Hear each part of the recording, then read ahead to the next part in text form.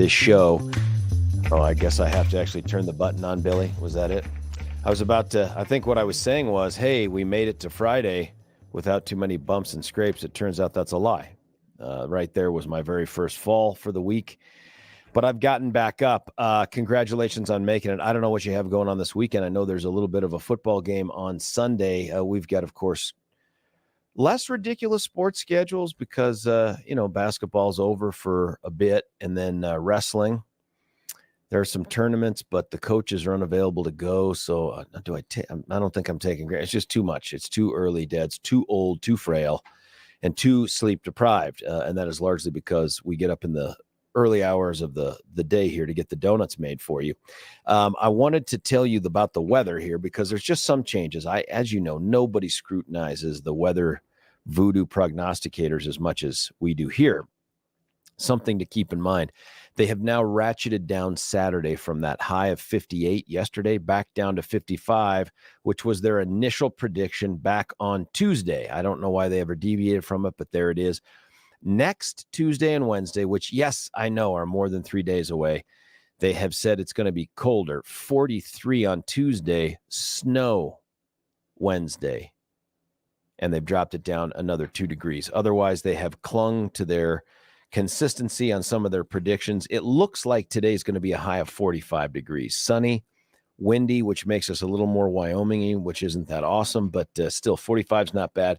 55 tomorrow, 48 on Sunday. It seems like good weather. If you needed an excuse to go out into the lawn and throw the ball around with your loved ones at halftime rather than suffer through that halftime show, now is your opportunity because the weather looks like it's going to be pretty forgiving. In terms of the things to chitty chat about here, I always like to get Billy's opinion. We do a lot of talking off the air. Most of it from Billy includes a lot of profanity. And so we can't actually just have the exact same conversation on here, but we do our best to try to curtail it. I should also tell you, by the way, before we get too far afield, Billy teased out that there's going to be a change today to the You Choose the News. Billy, tell us about it, and then we'll get through those topics that people can vote on. Yeah, well, today we are going to try something brand new because it's Friday, and that means we're going to see the best Loser Day. Of losers this park's seen for many a year.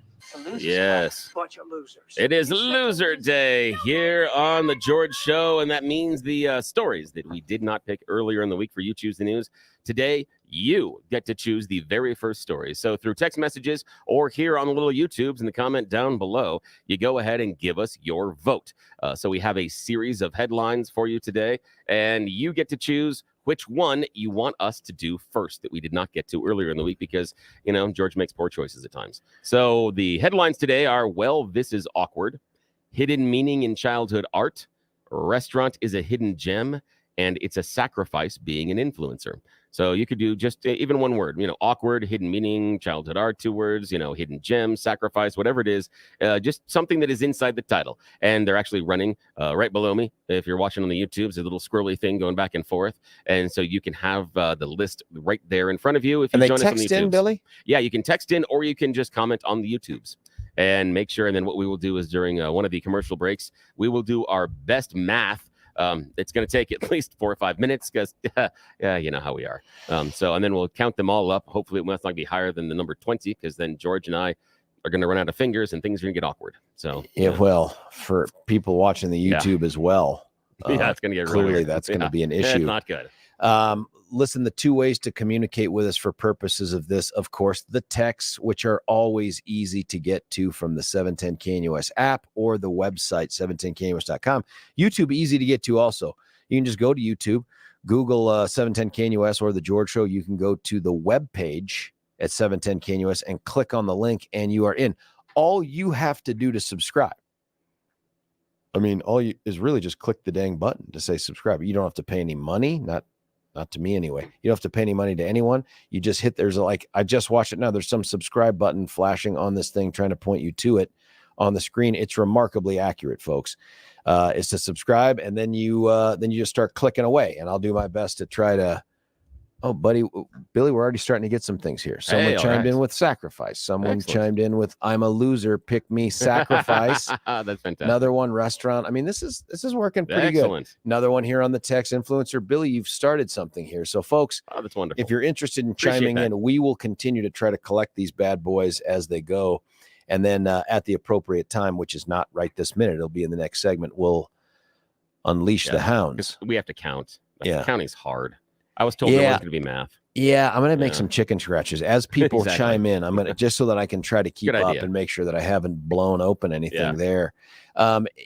If you have already started to think about spring break, one of your options is usually Mexico. And I'm not saying that for people who are not financially able to do it. I'm just saying that a lot of folks that I know plan to do spring break either at or about Mexico, somewhere. It's close. It's relatively affordable.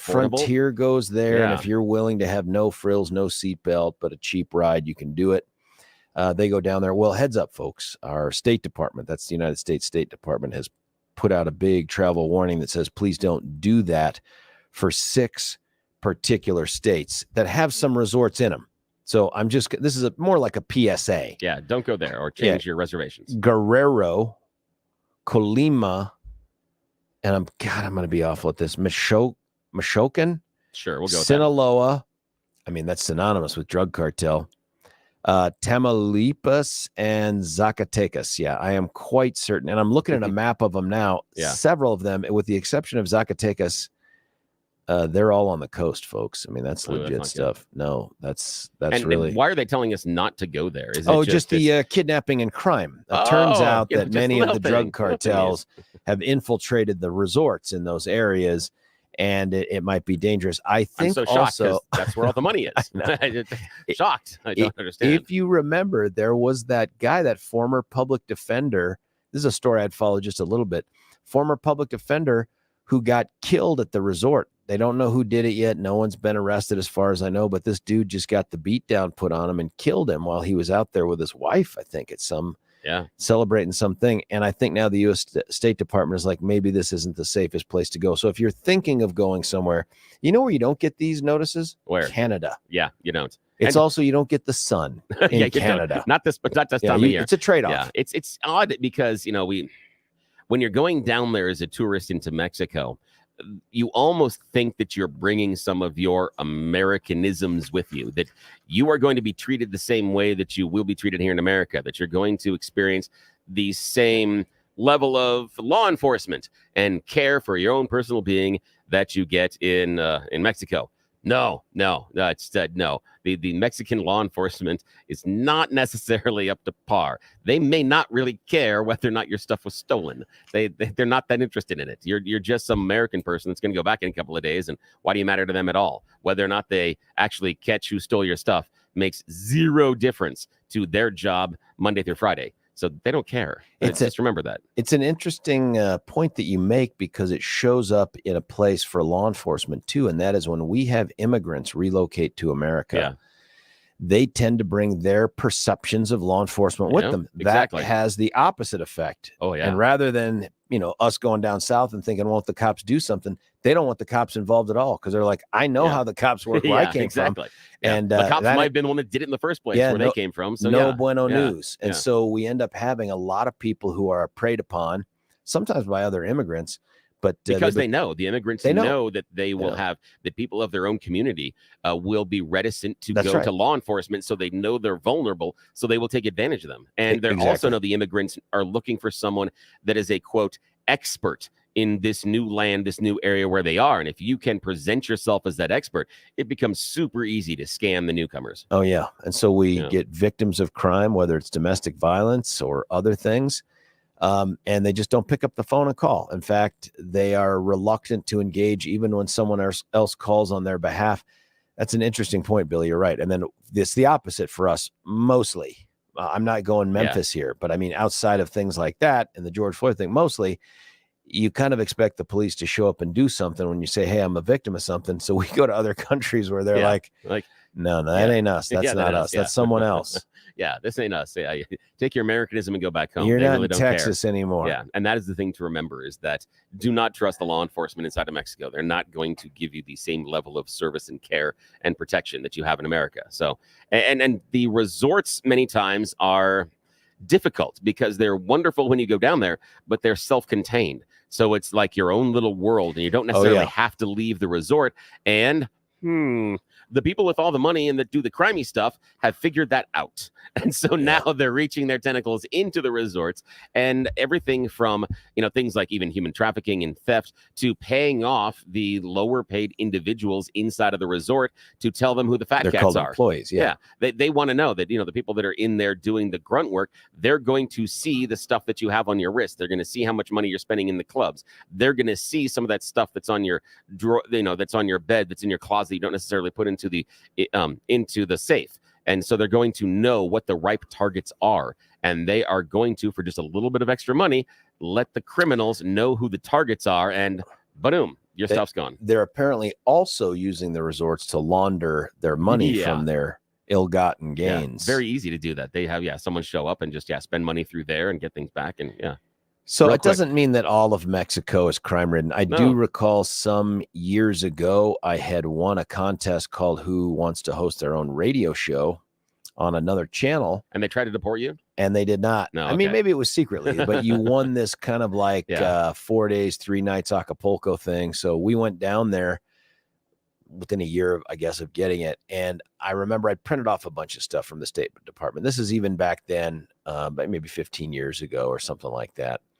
And I remember reading on the flight some warnings where it says for Acapulco, it says recently gang activity has increased, including, and they put some things down, some not really anecdotes, but factual things, where a nightclub, some guys walked in and emptied a bag of 4 heads that rolled across the dance floor. And I remember reading it sitting next to my wife. And I was like, it's so interesting. Do I share it or not share it? And I chose not to share it. Discretion is a better part of valor. Maybe at that point. That's not like, hey, look at that, 4 heads on the discotheque floor. Let's go to a disco. Every time you would have tried to go somewhere with your wife for the rest of their vacation, it would have been, are they going to have the heads? Yeah, that's right. That's going to be the question. I'll tell you, we walked around a lot in Acapulco, and there were times where we were walking to and from restaurants and stuff, and I would see a place that had music and dancing. I'm like, I wonder if it was that one. Yeah, was it that one? Is that like, I want to go up to them and say, cuatro cabezas? Yes. Por favor? Like, do you have them here? How many videos? Yeah, something like that. So put it on a t-shirt. I don't know. That's your travel advisory for Friday here from us. We do everything we can to do that. Now, there are some other things in the news. None of them really funny. 22,000 at this point, unless the number has increased since last I looked. 22,000 feared dead in that Turkey-Syria double earthquake thing, 7.8 and 7.5 earlier in the week. That's a lot. It's starting to cause some real issues in Turkey, questions about response time, leadership. None of that super awesome for Erdogan, but what can you do? So we'll keep tabs on that. That's just, it's a shocking amount. Thinking about how many we lost in the Trade Center, that's like, was that quadruple plus over what we lost? Yep. I mean, that's an amazing loss of life, 22,000. I was on Colorado Inside Out. It'll be on later today, if you want to go to PBS 12 and watch it. And Kyle Dyer, who hosts it, was saying she saw a picture of a dad who is holding a little girl's hand sticking out from the rubble. Oh, no. And he can't leave her. She's deceased, but he can't leave her. He can't let her be alone. I thought, geez, Louise, man. Oh, that's awful. I mean, how awful is that? Some people texting in here, the police in Mexico are the best law enforcement money can buy. That is true. I think you're being sarcastic in a way. That's pretty funny stuff. Yeah, whose money? I think that's probably true. Some other activity legislatively, and this could end up engendering, no pun intended, other conversations throughout the morning. But our friends up north, no, not Wyoming, no, further north, place called Montana. You know it as the setting for Yellowstone, which I just read somewhere that they're bringing Kevin Costner's role, or at least that part of the show, to a close here in part because of his schedule, but that's not the point of the story. The point of the story is that Montana has a piece of legislation there that says that moving forward, if it passes, and I think it probably stands a decent shot of passing given the makeup of the legislature, they change one particular statute about discrimination in education. And for them, it's Montana Statute 49-2-307. I know you've written that down. It'll be on the podcast if you want to go look it up. For the purposes of this section, it is not an unlawful discriminatory practice for a student to call another student by the student's legal name or refer to another student by the student's sex. And that's getting beaten up by the trans folks out there who support these kids that are going through these transitions or whatnot. Now, listen, I'm no scientist. I'm no doctor. I by the way, I say exactly the opposite in certain settings where there's alcohol, but for purposes of this conversation, I'm neither of those things. I have my own concerns about kids this age making decisions about things like their sex/gender. Billy was trying to straighten me out, no pun intended, on what those words meant. But listen, we don't trust them to drive all by themselves. We don't trust them to vote. We don't trust them to own guns, buy cigarettes, all those sort of things. It's just, it plagues me, the idea that they can know somehow this other thing and they can act on it. But here's the point. Montana has said, we think that in schools, folks are being disciplined for calling someone who is formerly or who formerly identified as a woman, calling her a female when she has declared she wants to be a male, or vice versa. And the legislature stepped in to say, no, you're always going to be discipline free if you go by their biological gender and their name, their legal name. So I don't know, Billy. I don't know what you think about that. It's interesting because if kids are getting disciplined for that, that's kind of dumb. But all the transgender people are like, this is just going to add to the stigma. It's going to make it harder, bullying, all that other stuff. Yeah, I have a real problem with this. I have a real consternation because I am of two minds. I don't believe that the kids that are just going to use the birth name, I don't believe that a large portion of them are doing it out of malice or out of anger. And so I don't want those kids disciplined. But I do know of specific examples that my kids have shared with me where kids have used it as a bullying technique, that someone is now presenting as another gender and the other individual continues to refer to that person by their original birth name in a manner which it is obviously done to denigrate and hurt that person. Taunt them, bully them. I've even heard of it from one of my kids had a transgender teacher, and there was a child in class that would specifically do it in order to poke at the teacher.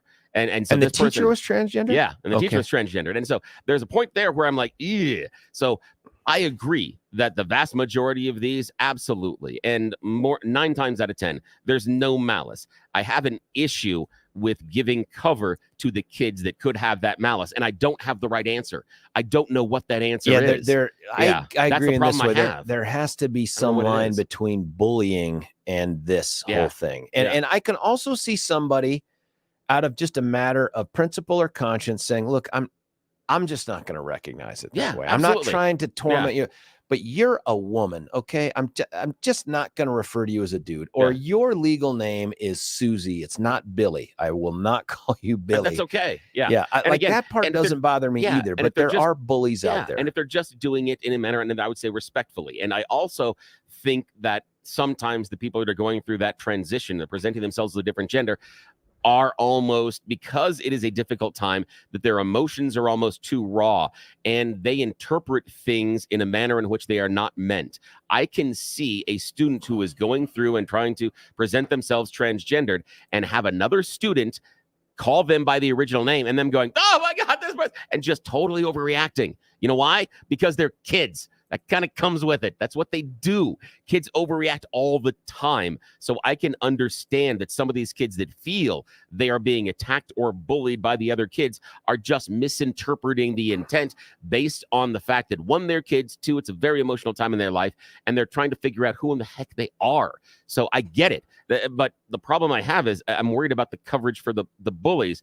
But if I had to on par, I would support the Montana law more than I would disagree with it, because I think it is going to do, as a whole, it's going to protect the kids that are not trying to do it maliciously. And I think it'll protect them from wrong accusations of being bullied. And I think hopefully it will lead to better conversations of someone coming in and expressing, hey, I feel like this person is talking to me and they're not using my pronouns. Okay, fine. Have those kids sit down and talk about it. Hopefully that leads to just a conversation between the two and some understanding as to why the kid's using the old pronouns or why the new kid wants to use pronouns. Kids are capable of understanding. I don't know that they're that interested in engaging. I know. That's the thing is, and I want to see if they're interested in engaging, because I think the kids that are interested in engaging are the kids that don't have the malice. Kids? I mean, what's the right answer for your kids? Some folks in here texting things like, hey, you can't get tattoos below a certain age, but you can lop off parts of your body and stuff like that. I get it. The lop off parts of the body, that's for me is different. This for me is if someone is, I'm without surgery or anything else, if they are just going to present as a different gender going through middle school, high school, I can understand that. And if they want to, okay, fine. I mean, I had a friend of mine in high school who decided to change her first name. So we just called her by a different first name. She did not like her birth first name. We just called her by a different first name. Was she still a girl? Yes. Did she still present as female? Yes. She just wanted to use a different name.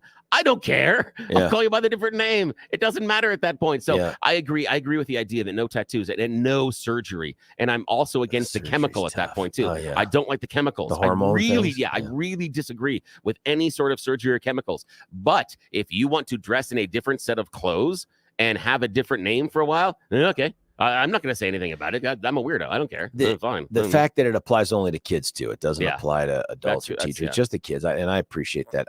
This is only tangentially related, and that is during the STEM case, and the first defendant who we charged as an adult we prosecuted was the transgender 16-year-old. And there was a moment where we're sitting in court and the judge looks over at the defendant and says, what would you like to be called? And I thought, when did we get there? Right? Like, when did we get to the point where the court is so deferential, or society is going to be so deferential? It's just like, tell me what you want to be named, legal name be damned. This is a person who, and this isn't out of disrespect either.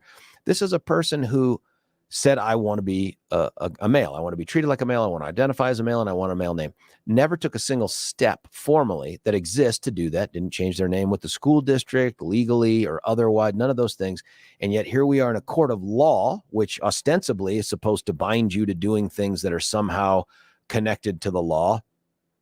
And judge leans over and says, well, what would you like to be called? They said, and he said, that's exactly what we'll call you through this. And I thought, I'm not this guy, but my brain goes there. What if I showed up to court tomorrow and I said, Judge, I'd like to be referred to as Elvis? Yeah. So that when I'm out of the courtroom, people know that Elvis has left the courtroom. Like, what if I did that? My guess is his answer would say, that's outrageous. I'm not going to do that. Your name is blank.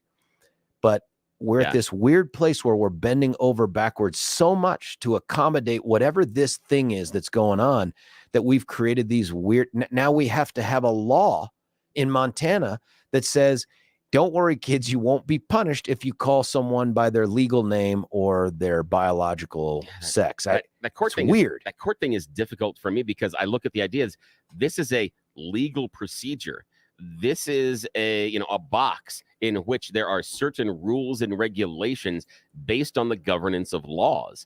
And at that point, I think that we need to refer to everybody in the room based on their legal name, simply because that is accurate based on the proceedings. We can all call each other nicknames and everything else or whatever we want to outside of that particular procedure. But when we are in that field of play, we need to wear the name on the jersey that legally we are given. You want to change that name on the back of your jersey? Go and change it legally. Yeah. Then when you're in court, you can have a different name legally during that procedure. The other weirdness of this is every single pleading and legal document in that case, from the word go until even now, has the legal name attached to it. Yeah, There is no doing business as, DBA. There's no paren. This is the name they chose. There's none of that. Yeah, no. So it's just this thing we're doing in court. And I found myself, questioning, like, do I object? Do I call this out? Do I say this is contrary to what's? I didn't do any of those things. I thought it would end up being a distraction. That's your parenting skills. That's your parenting skills, kid, right? Because the issue is like, is this a big enough fight to have right now? Is this going to help me going on, or is this going to be a fight that I don't need to take up at this point and I need to make it an issue? Maybe I'm still broken because I'm having the thoughts, but even throughout the trial that we did, it was really a 2-week reverse transfer hearing. Yeah, I could not, and this was never intentional. There were from time to time where I said, "Hey, she this," or "Judge she," and I'd be like, take a deep breath and be like, "I mean he," and I'm not. I was just like, "Damn, it is hard to keep it going like that." Well, it's hard, and I can see why it would be hard because, again, when you're going through the paperwork and everything that you're doing, it is the legal birth name. And then once you go through that, it's like studying for a test and realizing that this person, and then you have to, during the recitation or during the book report, you have to refer to this character as a different name, despite the fact that during all of the reading and all of the knowledge ingest, that person was referred to as a different name. That is difficult up here in the gray matter. It's hard to do. It's weird. And the name, at least I can get past the idea that, look, somebody gave you that name. That may be your birth name, but it didn't really come out of the womb with you. If you can change it and the law has recognized you can, that's great. But the sex part is the one that just messes me up because I'm like, how do you just decide? It's like nature gave you 2 arms and all of a sudden you want to have a third. It's like, I get it. I understand you're going to, I don't know that. I don't know how I change that, but I'd like a third arm. Well, listen, I'd like to do with that. Now at this point, times I wouldn't leave the house. People have just clicked off the YouTube. Some have gotten on just for that point. I apologize. You're welcome. And that's a problem. Listen, we're going to cut away for a break. We're going to do some reading and calculating and all sorts of stuff. And then when we come back, we'll get to the really good stuff. It's going to be called the Thorpe Report. I don't know if you've ever heard of that before. And then, of course, you choose the booze. You choose the news. Maybe we should have a you choose the booze segment. Let people vote on the drink of the day.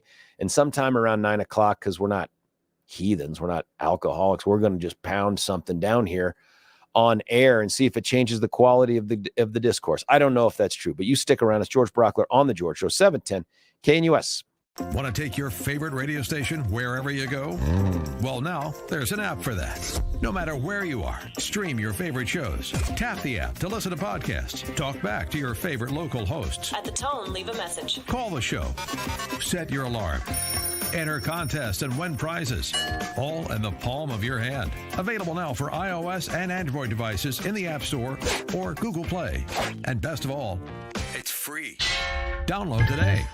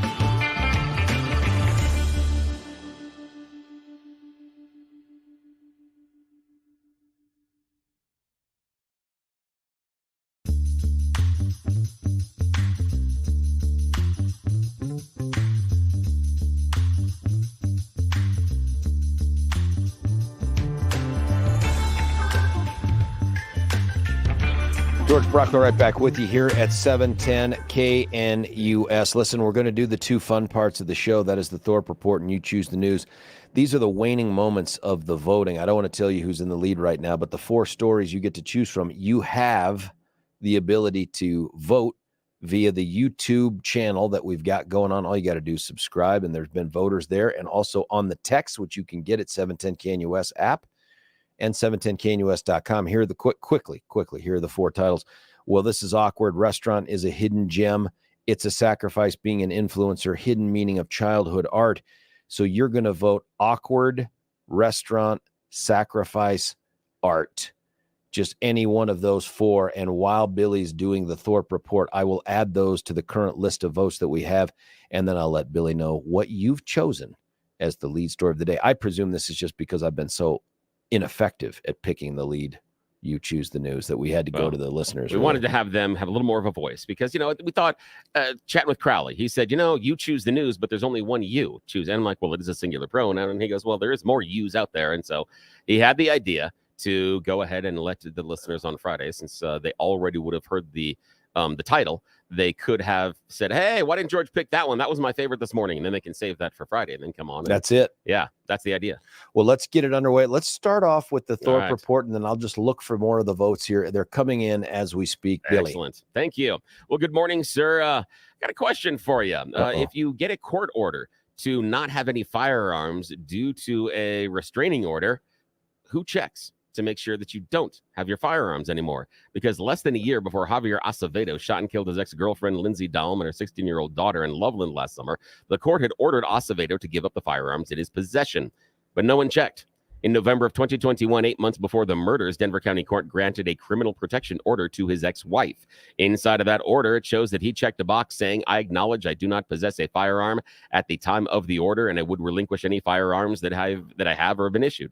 According to Loveland Police Department, Acevedo legally purchased a shotgun that he used to kill the pair back in March of 2021, and that's a few months before signing the firearm relinquishment form. The issue is nobody went to verify whether or not they were being truthy. Ever. And that's a problem. Denver Police Department said their records didn't show a search warrant ever served against Acevedo. So again, we're just going on the honor system.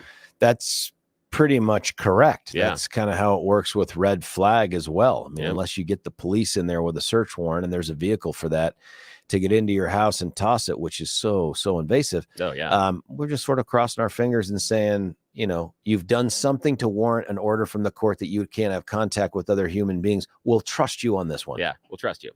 Despite the fact that the reason you're in court to begin with is that you may not be trustworthy. That's okay. Yeah, something else about that is she complained, the victim complained multiple times to law enforcement about this guy. Yeah. They never hooked him. No, never did.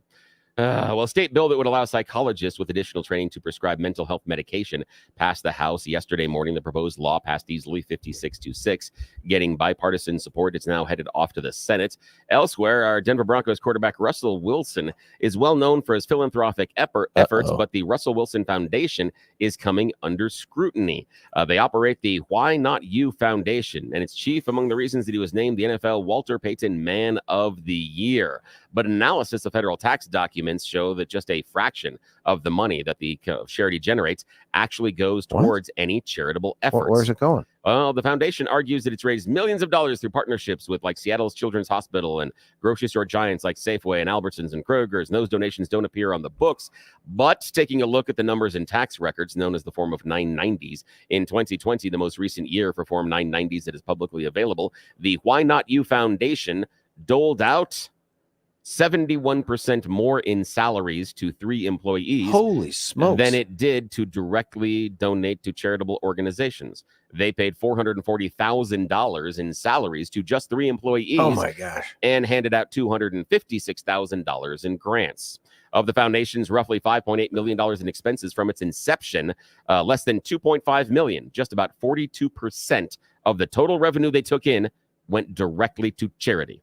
So again, the charity is spending less than 50% of the money they bring in on actual charity work. Now, for example, 2021 Man of the Year Award winner Andrew Whitworth's Big Wit 77 Foundation, 68% of their expenses go towards charity. That's something. The Chris Long Foundation, 2018 Man of the Year, 61% of overall expenditures go to charity. Got it. J.J. Watt, in 2017 Man of the Year, 85% Oh boy, that's of his great. foundation goes That's to it. great. Yep. And he raised money for Hurricane Harvey recovery in Houston, where 99% of the donations went to charitable organizations.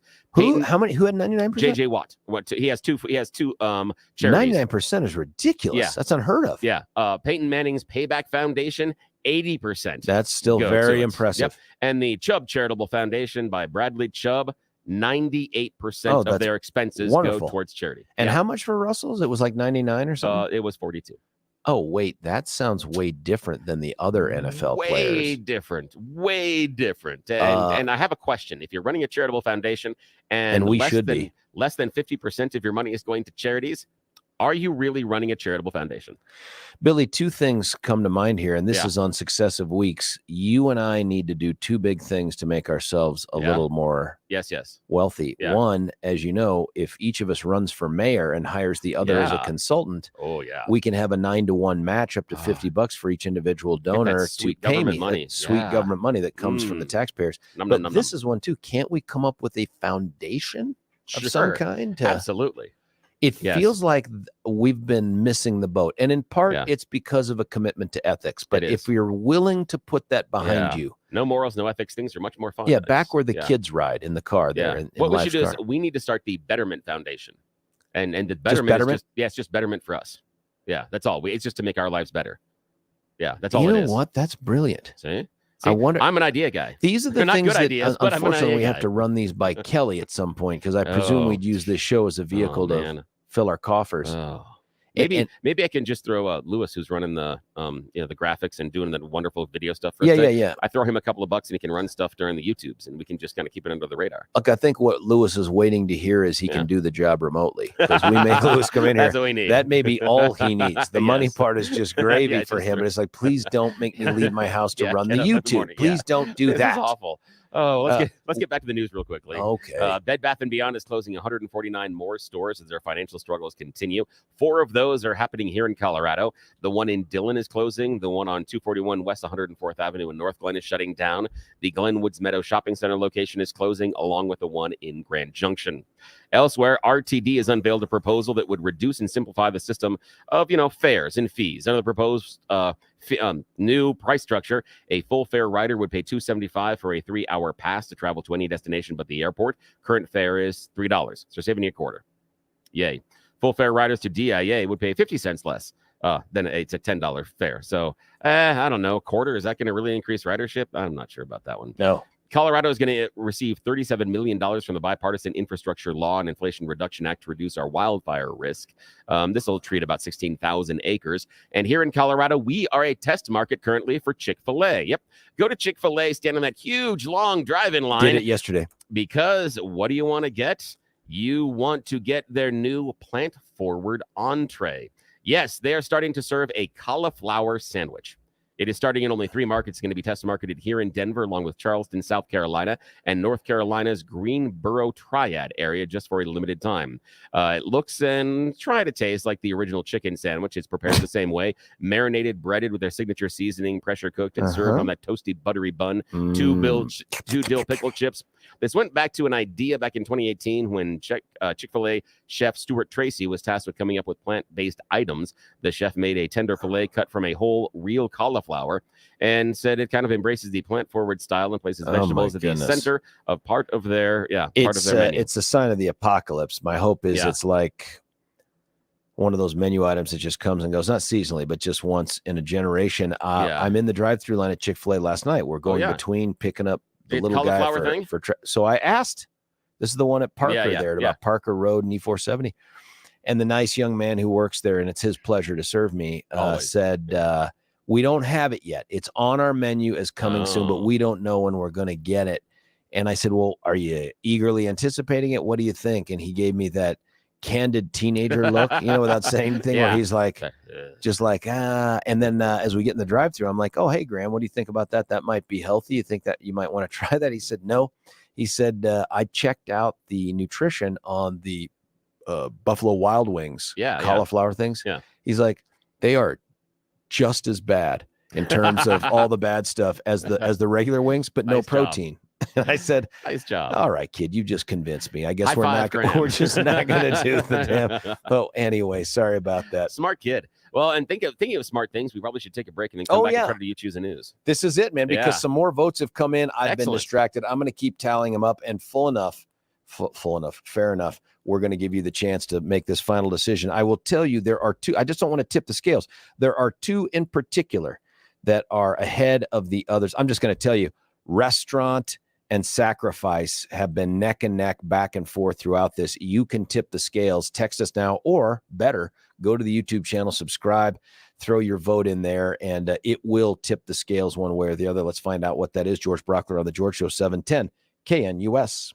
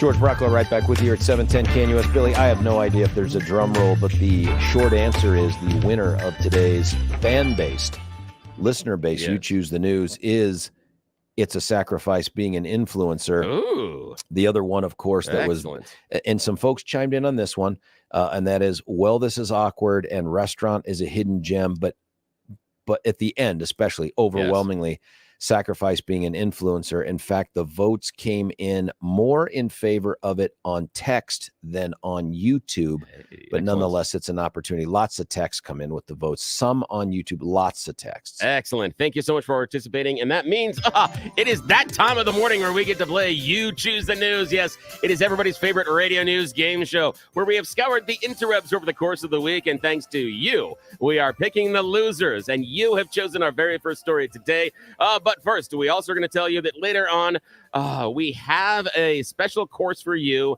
about how you can maybe start a brand new career. But we'll talk to you about that in just a couple of minutes, because first, we must play the game. As our listeners have chosen, our very first story this morning is It's a Sacrifice Being an Influencer. Here we're traveling to Indiana because, well, there's a family in Indiana that is mourning the passing of 27-year-old Edgar Garay. Uh-oh. Edgar was somewhat of an influencer. He loved doing his TikTok videos, and he was somewhat of a daredevil. He was often seen in places doing ridiculous dances, in places maybe you shouldn't. Well, recently, on a trip to Puerto Rico, Mr. Garay was filming a TikTok video when he fell off a cliff. Oh, this... Yeah, 70 feet down. Ah. Yeah, right there on the edge. Into some pillows? No, into some rocks that were not as comfy as pillows. Now, the family set up a GoFundMe to try to get the body back to Indiana. I would assume since he hit the rocks, it might fit in a small box. But I'm just saying. I look at the idea that he's at the edge of the cliff and he's doing the dance and then no. Don't do that stupid dance. That's not the first one, too, by the way. No. Folks have been doing this. Yeah, which again I somewhat appreciate because it thins the herd. It's a natural selection process. It really but is. It's a tragedy. It is a tragedy, but it's also Darwin. Oh, that's my Hello. Hello. Alrighty. Your second choice this morning, sir. Restaurant is a hidden gem, hidden meaning in childhood art, or well, this is awkward. Well, listen, votes in second place. I'm just going to go with that. This is awkward. Well, this is awkward. We're traveling to Iowa, specifically Urbandale, for this one, because a funeral home worker in Iowa got quite a shock. Turns out a report from the Iowa Department of Inspectors and Appeals figures out that a resident at the Glen Oaks Alzheimer's Special Care Center, who was placed in hospice care in December of last year, was recently pronounced dead by a licensed practical nurse. Well, the funeral director picked up the woman and took her to the facility right around 7:30 in the morning. They noticed the little bag was kind of going up and down. Okay. But she was Is breathing. that good? She was breathing. So that's a positive. Yeah, it's a positive, except for the fact they'd already declared her dead. So the nursing home, with the help of the nurse, decided, well, this person is obviously dead. Take them to the funeral home. And then, medical workers said they were able to record a pulse and breathing from the woman, but there was no eye movement or verbal response. She was taken to the hospital and then back to the nursing home. 2 days later, she actually did pass away. They figured that out because they stabbed her in the heart several times just to make sure. I might have added that last part. This goes back to a Dennis Miller bit where he said easiest job in the world has to be mortician or a coroner. He goes, if everything goes wrong, maybe you get a pulse. Yeah, exactly. Exactly. The nursing home was fined $10,000 for their mistake. Now, we're so sorry. Your final choice this morning, sir. Restaurant's a hidden gem or hidden meaning in childhood art? Let's go hidden gem. Restaurant is a hidden gem. This we are going to be traveling to Montreal and looking at one of the hottest restaurants in Montreal. This is La Nouveau Duluth. It is on TripAdvisor the #1 rated restaurant in this area of Montreal, but there's a wee bit of a problem. We'll talk to Mr. Yu Young. He's been running Le Spot de Denis on the corner of Duluth Avenue and St. Denis Street for 22 years. His flower shop is, according to TripAdvisor, right next to this top-rated Montreal restaurant, Le Nouveau Duluth. The problem is, well, he says for 22 years, there's no such restaurant. Oh, He says it doesn't exist at all. He has no idea what La Nouveau Duluth is. He's never heard of it. There's never been a restaurant next to him of that name, and he has no idea. Who put that out, George Santos? According to TripAdvisor. Oh, TripAdvisor. TripAdvisor, sorry. Maybe it's George Santos' TripAdvisor. That, La Nouveau Duluth actually doesn't exist. And unfortunately, well, just like most of you had hoped that this segment didn't exist, but unfortunately, yes, it did exist today. But we have a brand new opportunity for you to start a new career. Yes, you can actually write today to Dr. Doofenshmirtz's Environmentalist and Training Center for turning childhood trauma into an exciting career. What has scarred you as a child? You can make it help you make money. Why do you think I got into radio in the first place? There's a lot of trauma I still have behind me. So back to you, sir. Billy, you have brought us to the end of the hour. Folks, if you thought to yourself, this Friday's the day I send a text to 710 KNUS or YouTube, you only have a couple minutes left to get it on there. When we come back, of course, we'll change it up. I can't tease you much more than that, but new topics, new you, new me, 710 KNUS.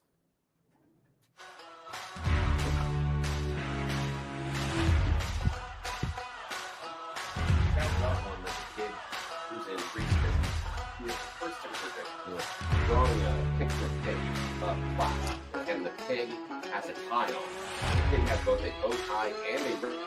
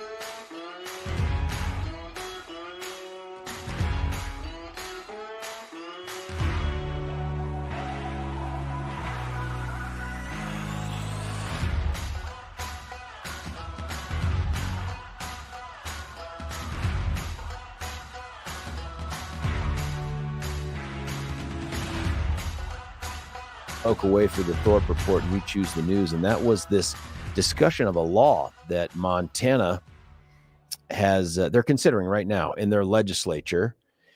And it is a law that would protect students from any sort of disciplinary action for using somebody's legal name and their student's sex, the student's actual sex. Clearly, unequivocally, that is a reference to transgender kids who want to be called something different than their birth name, and they want to be referred to by pronouns and other stuff that are different than their actual gender. It sounds like either this was just made up as, hey, let's head this off at the pass, or there are stories of this. But there are clearly kids who have gotten into disciplinary trouble in schools for this. And so under a section that already exists called discrimination in education, that can be found at Montana Statute 49-2-307, they've gone ahead to amend it to say, and I'm going to read you all the words because it's super short. For the purpose of this section, it is not an unlawful discriminatory practice for a student to call another student by the student's legal name or refer to another student by the student's sex.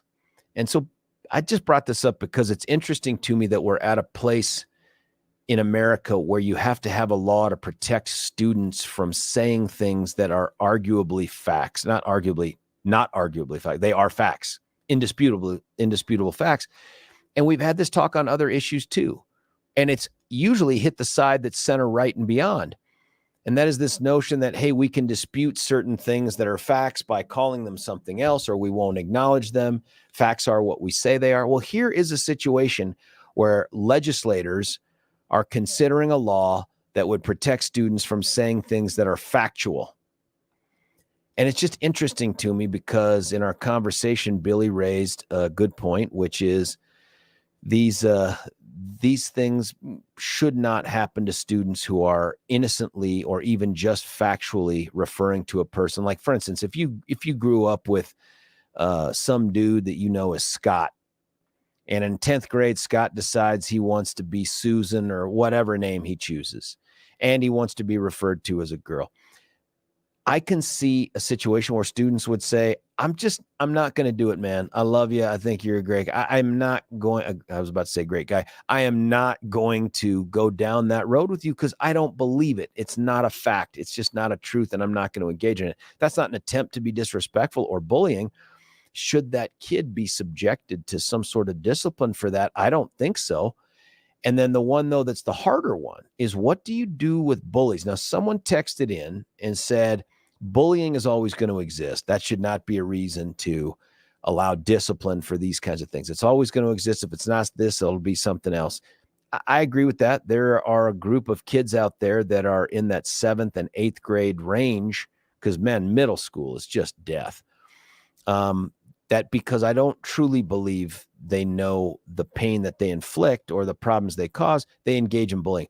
This is just up to this point. It sounds like this is an area that the Montana legislature had not really turned their attention to and thought, well, maybe we ought to now. And I guess my question is twofold. One is, do we need this here in Colorado? I mean, is this an issue? Is this something where we should be protecting students from saying that Susan is Susan and referring to her as her instead of the him that he wants? Now, I've had other texters too. I even had someone who's identifying as an educator said, I'm just going to read you the text. I had 2 male students that wore girls' clothing, and I had to address them with their girl name. Had to address them with their girl name. Now, that's the teacher. That's not a student, and maybe there's some differences there.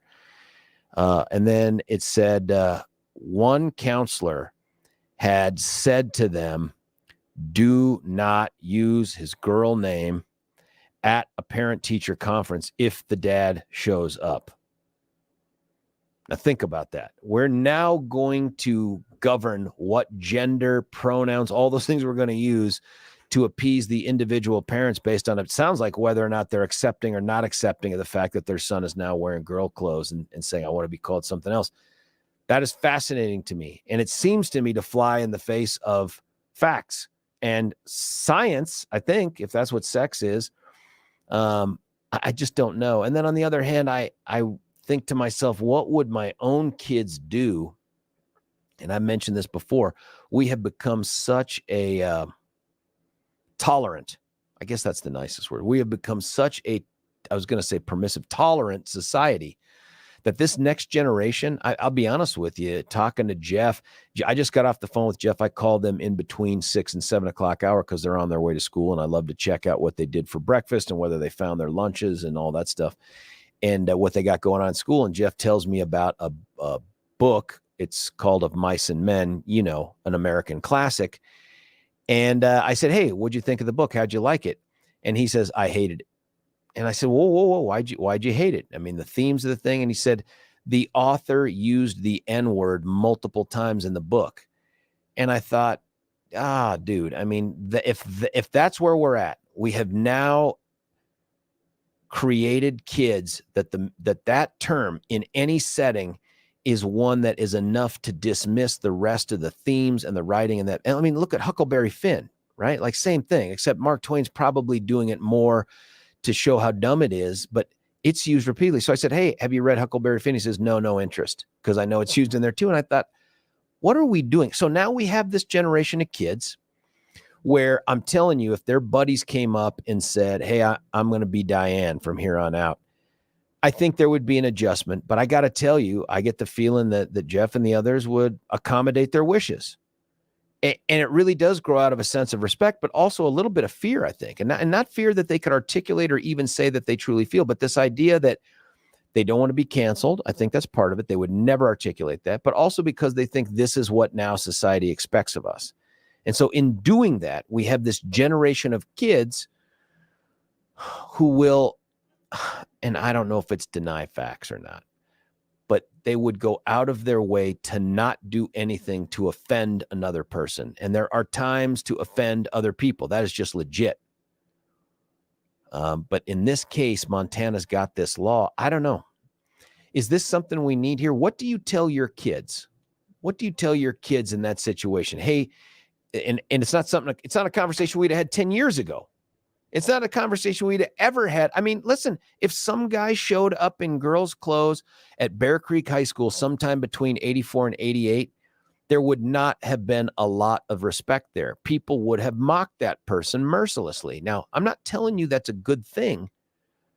I'm just saying that's why they didn't do it. And if they had, there would have been. And so now we're at a place where the kids are more tolerant, but now we're telling them facts are what we say they are. If someone tells you they're a boy when they're really a girl, you just have to go along and play with it because that's a sign of respect. Is it? I don't know. And I'm not equating these things. I'm just thinking of all the other things students could do, like students dress inappropriately for the school setting. Should they be allowed to do that? Do we just respect it and be like, well, that's what they think is a top? And you know what I'm talking about. Or, oh, pants can hang around your mid-thigh with your butt hanging out with your tidy whities on. That's fine. That's just fashion. That's just their choice. Let it be. Is that it? That the standards are dictated by the individual students and we're stuck? I don't know. And I don't know what to tell the kids. I was really bummed to hear Jeff talk about the book that way because it's classic American literature, as is Huckleberry Finn. But now because it has the N-word in it, it is it's not acceptable. It's verboten. I'm sorry we were forced to read it. I don't know. Folks, I'm worried about where we're going with education. But give us a call here, 303-696-1971. Is Montana right? Or do you tell your kids, listen, it doesn't cost you anything to call somebody by the name that they choose and by the sex that they choose. It doesn't cost you anything, even if we don't believe it, just as a sign of respect. Do you do that? Do you do that? Here's one. Good morning, George. Complying with incompetence from a delusional status quo. Woke, wake the hell up. People. Is that it then? How would you tell your kids to push back? I'm telling you, these kids are going to run into some transgendered kids somewhere along the line. Let's just say it's high school. Do you tell your kid, I encourage you not to pay tribute, honor, respect, or whatever words you want to choose, that person's name or their selected name or their selected sex? Do you tell them that? This is how we're going to stand up against the woke culture? Or what are you doing? Going to the school board and saying we shouldn't permit it? 303-696-1971. Another text. Morning, George. It feels like in the area of education, we're losing the ability to apply context and critical thinking. Well, that of course is true. It is much more indoctrination, in my opinion, certainly on the social issues than anything else. But I don't know, man. This is just one of those things that just comes out of nowhere. And it comes on the heels of some other things too. How about Tennessee? Tennessee now has a law that they're contemplating that would prohibit, and I think they're called escapades or burlesques or whatever shows. They never reference a drag queen. They never reference drag shows, anything like that. But the point that they're making is in any public building, we're not going to do this. No escapades, burlesques, whatever they call it. And we're not going to do it anywhere where there may be children. We're not going to have it. And here it is right here. It says, this is an NBC article, which, folks, I found off a Drudge. If you want to go find this, it appears to be an article from the Associated Press, but it is clearly an opinion piece. Let me give you an example. Here's a paragraph from this quote-unquote article, not attributed to someone else. And that's how they get around it. When they want an editorial point, but they don't want to be the source of it, they'll go find someone to say it and then put it into the article. That's not what happened here. This is from the author. In Tennessee and across the country, drag has been cast in a false light by right-wing activists and politicians who complain about a sexualization or grooming of children. I don't know that that's a false light. If you look at some of the drag queen stuff, they're not dressing like they want to be seen as a regular woman, like in some sort of a business suit or sweatpants and a sweatshirt, but otherwise they have their hair pulled back and it's not like that. It is over the top, and they tend to emphasize those parts of the female anatomy that would suggest that they're women, even though that they're not. So Tennessee now has, and Senate lawmakers passed this thing out of the Senate 26-6. Now there's a slightly different version in the House, so we'll see where it goes. But it looks like this thing is going to become law. And so out come the left to say this is outrageous. This is the right, misdescribing drag. And this here's the author of the article. Drag does not typically involve nudity or stripping. So what? I mean, that who cares? Is that what it takes to get something blocked from the kids? Here's explicitly sexual and profane language is common in performances meant for adult audiences. These routines can consist of stand-up comedy that may be raunchy or may pale in comparison with some mainstream comedians. I mean, this is a person who's invested in defending this thing. And so then they get Democrat senator from Tennessee. Leveraging fear of others may be politically advantageous, but it's the antithesis of good governors. And so now here we are. If you disagree with the choices an individual makes, you are no longer permitted to just disagree and tolerate their existence or, shop in the same malls with them. You are the hater if you stand up to say, please don't subject my kids to this, and let's not do this in public buildings. Now you're the bad guy. I mean, I get it. I get why Tennessee's doing this. I get why Montana is doing this. It is no longer about coexistence. It is no longer about tolerance. It is about embracing, celebrating, and if you do anything short of that, you're wrong. You're bad. And so now you've got states, and it'll never be Colorado. Colorado doesn't give a crap about our kids. And I'm talking about the state legislature. But here are two state legislatures, Montana and Tennessee. Those are states that don't touch. And they've stood up and said, we got to do something. We got to do something to protect the kids in this area. What would you do with them? 303-696-1971. More text coming in. Drag has always been sexual. WTF is wrong with people. I agree. It's always had a connection to it. I don't know that it's always, but it's always had that connection. If you just look at the way that they dress, they're dressing for an effect, for a purpose, and it's a sexually based performance. And the attire, I mean, that's at least what I've seen. And someone's going to say, hey, did you ever go to a drag queen show? I've never done it. I've only seen what I've seen online, heard some folks talk about it. Here's one in terms of what would I tell my kids? I would tell my kids to respect everyone, but make sure they know a girl is a girl and a boy is a boy, parent responsibility. The fact and the truth matter. We can't allow anyone to fall prey to this bankrupt moral culture. Okay, but here we go, right? What happens when your kid asks questions? My kids ask questions. They don't ever just do what I say, which I guess is about being kids. But they would ask, well, Dad, why are they doing this? Why are they doing this? And what do I tell them? well, son, they were really born this way and they were misidentified or misgendered at birth. And so now they're riding that ship. And then they're like, really? This is something where they're really the other gender. Then why would I call them a girl even if they're a girl? This is to the texter who said I would make sure that they know a girl is a girl and a boy is a boy. Or what do I say? It's a choice. They choose to do this and we're just going to respect them. And if they choose to call themselves Betty, we're going to call them Betty. If they want to be called Elvis, we're going to call them Elvis. And or is that it? Is that where we've gotten with the tolerance? Because that end of the tolerance comes with the intolerance for other folks who might say, I'm just not going to call you something that you aren't, man. I'm sorry. Give you a nickname for sure. If your nickname's Susan, I'll go with Susan. But you want me to treat you like a girl and you're not a girl? You want me to look at you like a girl and I can't do it. I just can't do it. And I'd be lying to you if I just pretended like it was okay with me. What do you do with that as a parent? Oh, here's someone. You rag on Colorado so much, perhaps you'd be happier elsewhere. Yeah, I don't understand the logic there. Listen, I rag on Colorado because I want it to be better. In some respects, I want it to be the better Colorado that I grew up in.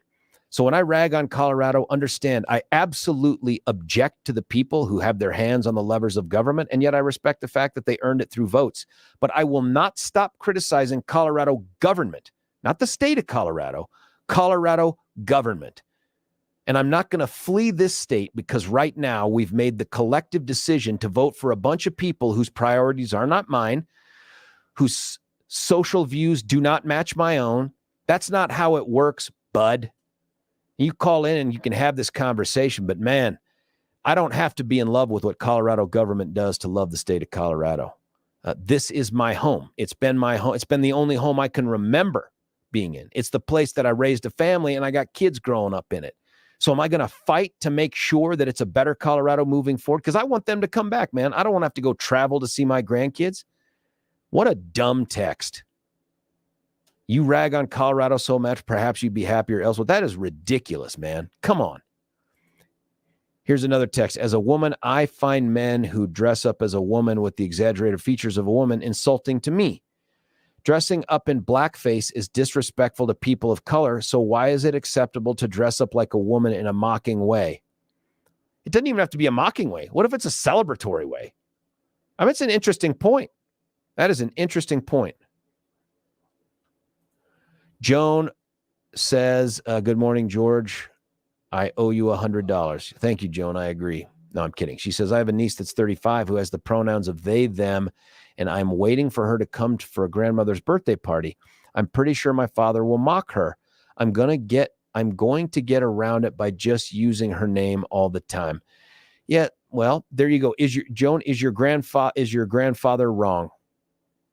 Or your father? Is your father wrong if he objects and tells her he objects and even mocks her for it? Is that wrong? Are we at a place right now where no matter what someone says or does, we just simply cannot say, I disagree, or judge them for it, or try to discourage them from it? I don't know, man. Here's one. For such a small segment of society, this subject gets far too much discussion time.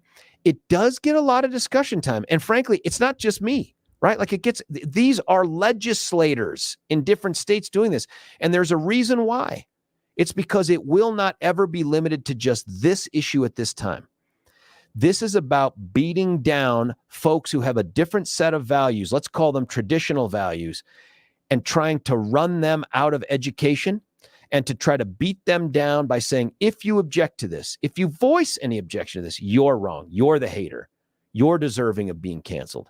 Doesn't that cause you concern that the tolerance only goes one way? And by the way, tolerance isn't enough anymore. You can't just tolerate them. You must celebrate them. And you must say, it is equal to my own. Because I'm choosing to live as the gender I was born in. I'm choosing to keep the name that my parents gave me. And those choices are really no different in value than anyone else's. I don't agree with that. I got a ton of respect for folks who've gone down that road, but please don't tell me that my kids can be disciplined for not acknowledging things that aren't factually true. Here's one. My point was parents need to educate their kids on this entire situation. Of course, we need to answer their questions, but with facts, I think it's going to be so confusing for kids that you have to tell them that if somebody decides a fact isn't a fact or they've changed what those facts are, you have to respect it. And then what? What do you do to that person moving forward? I don't know, man. This is a sticky wicket. This is a tough one. A little bit of a briar patch here. Listen, we're going to get to more of your texts, and we've got callers on the line too. You can join them, 303-696-1971. I should take a look at the YouTubes. Yep, we've got some others coming in here.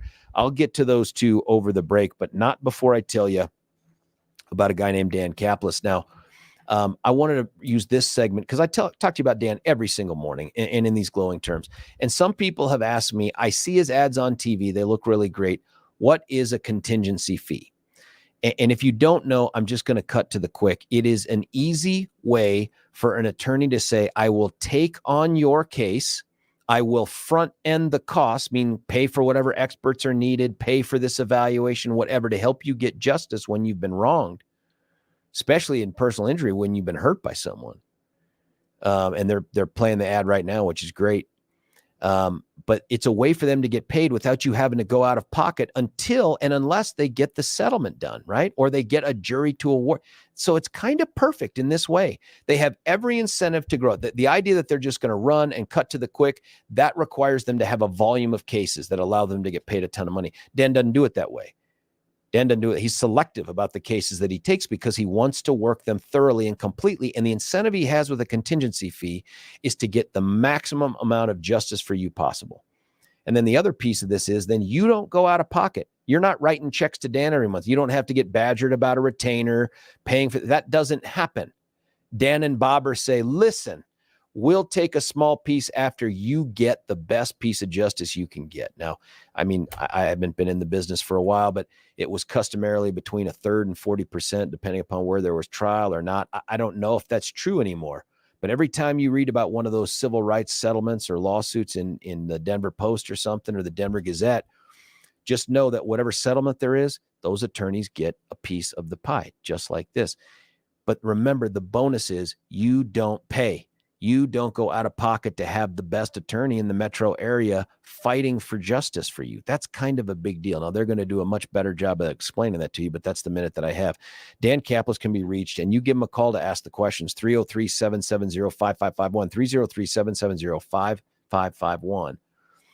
Or you can go to dancaplisLaw.com. That's Caplis with a C, dancaplisLaw.com. When we come back, the billions of texts that are rolling in, we'll get to our callers, 303-696-1971. George Brockler on The George Show, 710 KNUS. Want to take your favorite radio station wherever you go?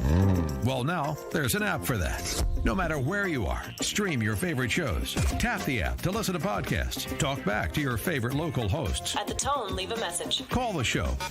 Set your alarm. Enter contests and win prizes, all in the palm of your hand. Available now for iOS and Android devices in the App Store or Google Play. And best of all, it's free. Download today.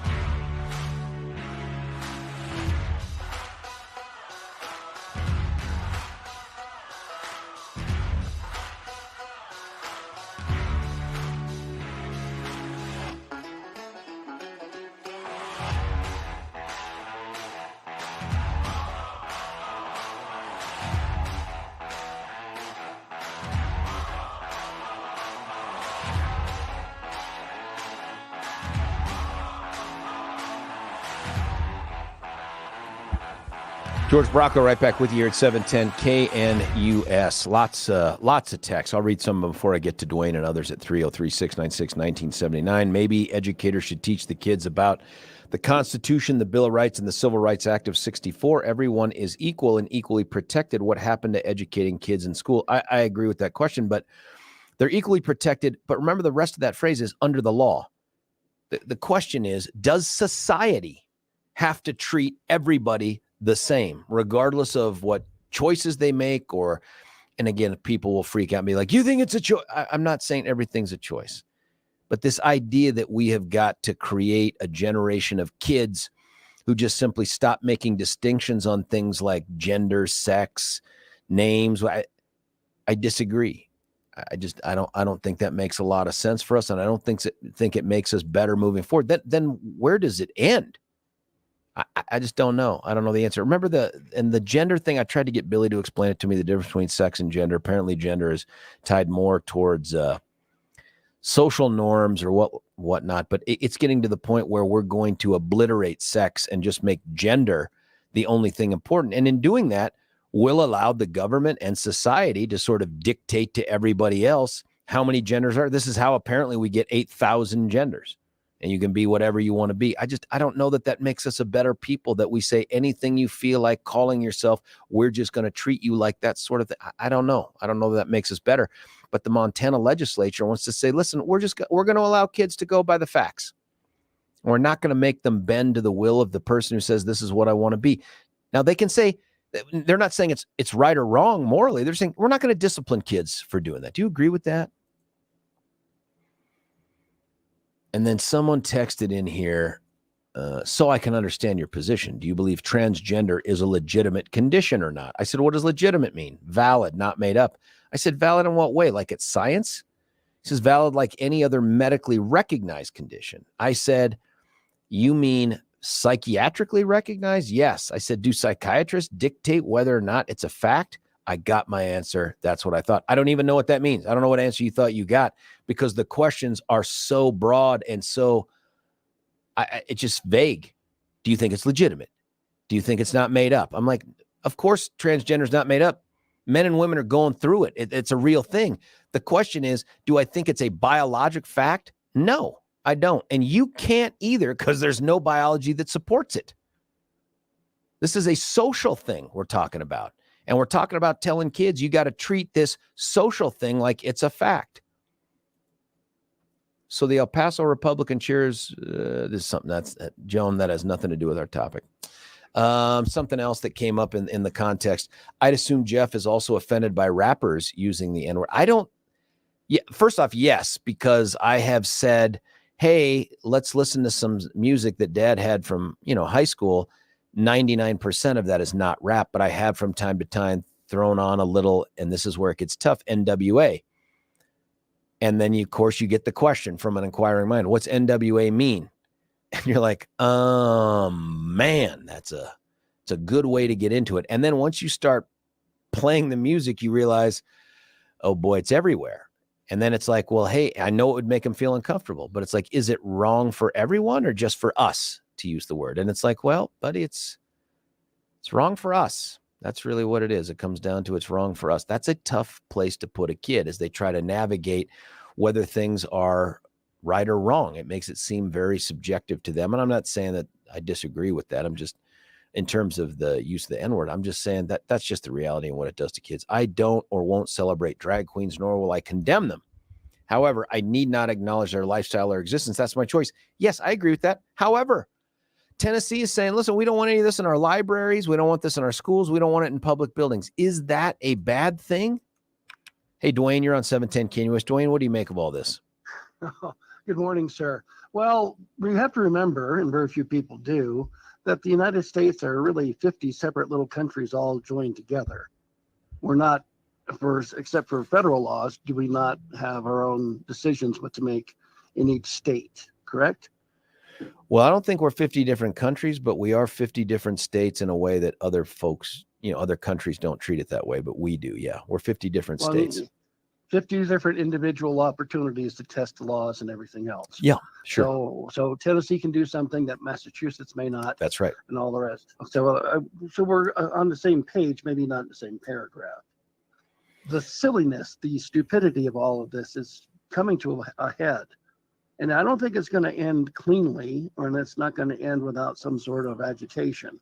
It's one thing to sit there and say, oh, little Billy wants to be known as Diane. Well, okay, and all the rest. What do you do with that, though? Like when Montana seeks to pass this law, what do you do with that? Do you support it? Do you agree with it? Or do you like, we don't need it? We don't need it. Well, we need it because somebody needs to put, the knife in the sand and say, this is enough. In 96 with homosexuals, it was, well, we just want to be accepted. And ever since then, they've just been Katie bar the door. You have to do more. Now we have to bow to them. And it's going to end ugly. I don't care what anybody does. Leave me alone. Leave my child alone, and I'll be fine. I'll live at my 9 degree below zero mountaintop today, and I don't care what anybody does. Just don't knock on my door and want anything special or try and take something I own. I've worked hard enough to get it. Leave me alone, and I'll be fine.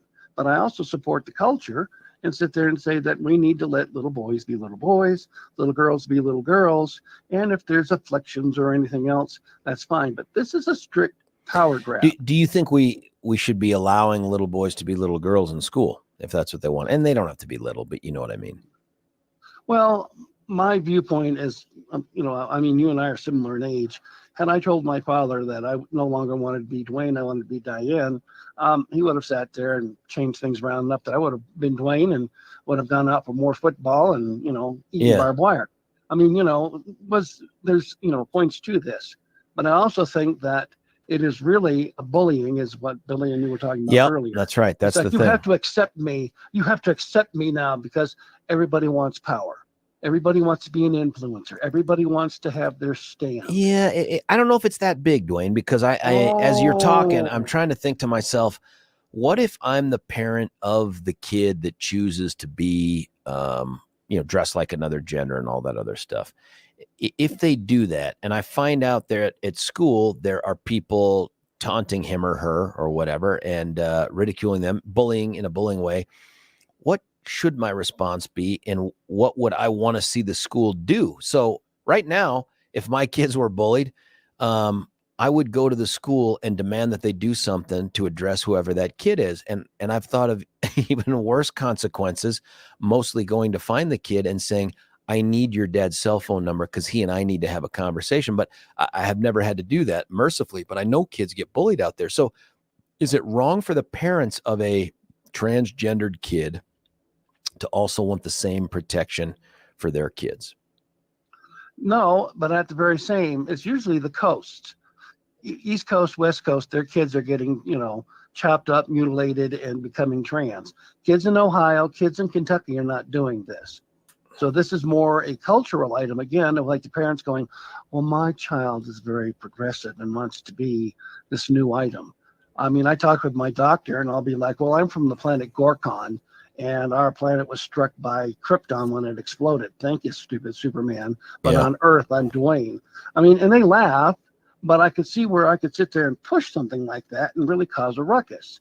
We need to sit there and have a line in the sand. I believe Montana will be the one who sets that, and we all have to start coming back to reality. We'll have to come back to, this was silliness on our part because we just played along too long. The woke mob, that everybody in college was sitting there thinking these silly things. We said they'll grow out of it when they go into college, from there and go into the workforce. That didn't happen. It's only expanded. This one isn't, it feels like it should be just cut and dry and black and white, but I really do try to keep my mind focused on the other folks just so I'm considering it. And I don't know what I would do, man. If I'm a dad that has a kid like that, there might be a million steps you take to try to dissuade them from going down that road. But what do you do if the school starts to permit bullying of your kid really for any reason? I don't know. I'd want to take action. I want the school to take action. I don't know of any school that's going to allow bullying. My goodness, I have to sit there and say that, again, it's, we're whipsawing between two different items. When we let it run rampant, it was a horrible situation for certain kids up to the point of suicide. And for every child that went through, that was absolutely horrific. And I don't, and the suicide forever. thing is real too, man. And this is only related to, because it's the same age group. I read online this morning, there was a girl who got beat down in the hallway by some other kids. It went viral. She's walking down the hallway with her boyfriend. They start hitting her with bottles and then they jump on her. 2 days later, she kills herself as a result of this video. And so I am very sensitive to that. Like, I don't want kids to go through that, but now we're at a place where I'm starting to ask myself, are we seeing kids disciplined for not saying her when it's a him? Are we seeing kids? If that's true, I don't want that either. That's nuts. Again, we have to come to a simple series of black and white items. I'm sorry, Billy wants to be known as Persenia or whatever they want to call themselves. We'll look at it and go, yes, well, whoever. The point becomes one of, is that no, here you're Billy and you're going to be Billy. And we will accommodate you and help you all you want, but I don't want to have a 13-year-old boy going into the girls' that's restroom. And that's another part of this conversation, but not the one for today. But you see, we have to allow that, because once she becomes known as Susan, then she's engendered to allow that point. So tough, and this is okay. I mean, we're not talking. This sounds terrible to say this. We're not talking 50 shades of any particular color. Let's go into the mauves and pinks. Yeah. We'll leave it there, and hopefully I'm not offending too many people that listen. But we need to sit there and say enough is enough. This has been fun, but now we need to come back to reality.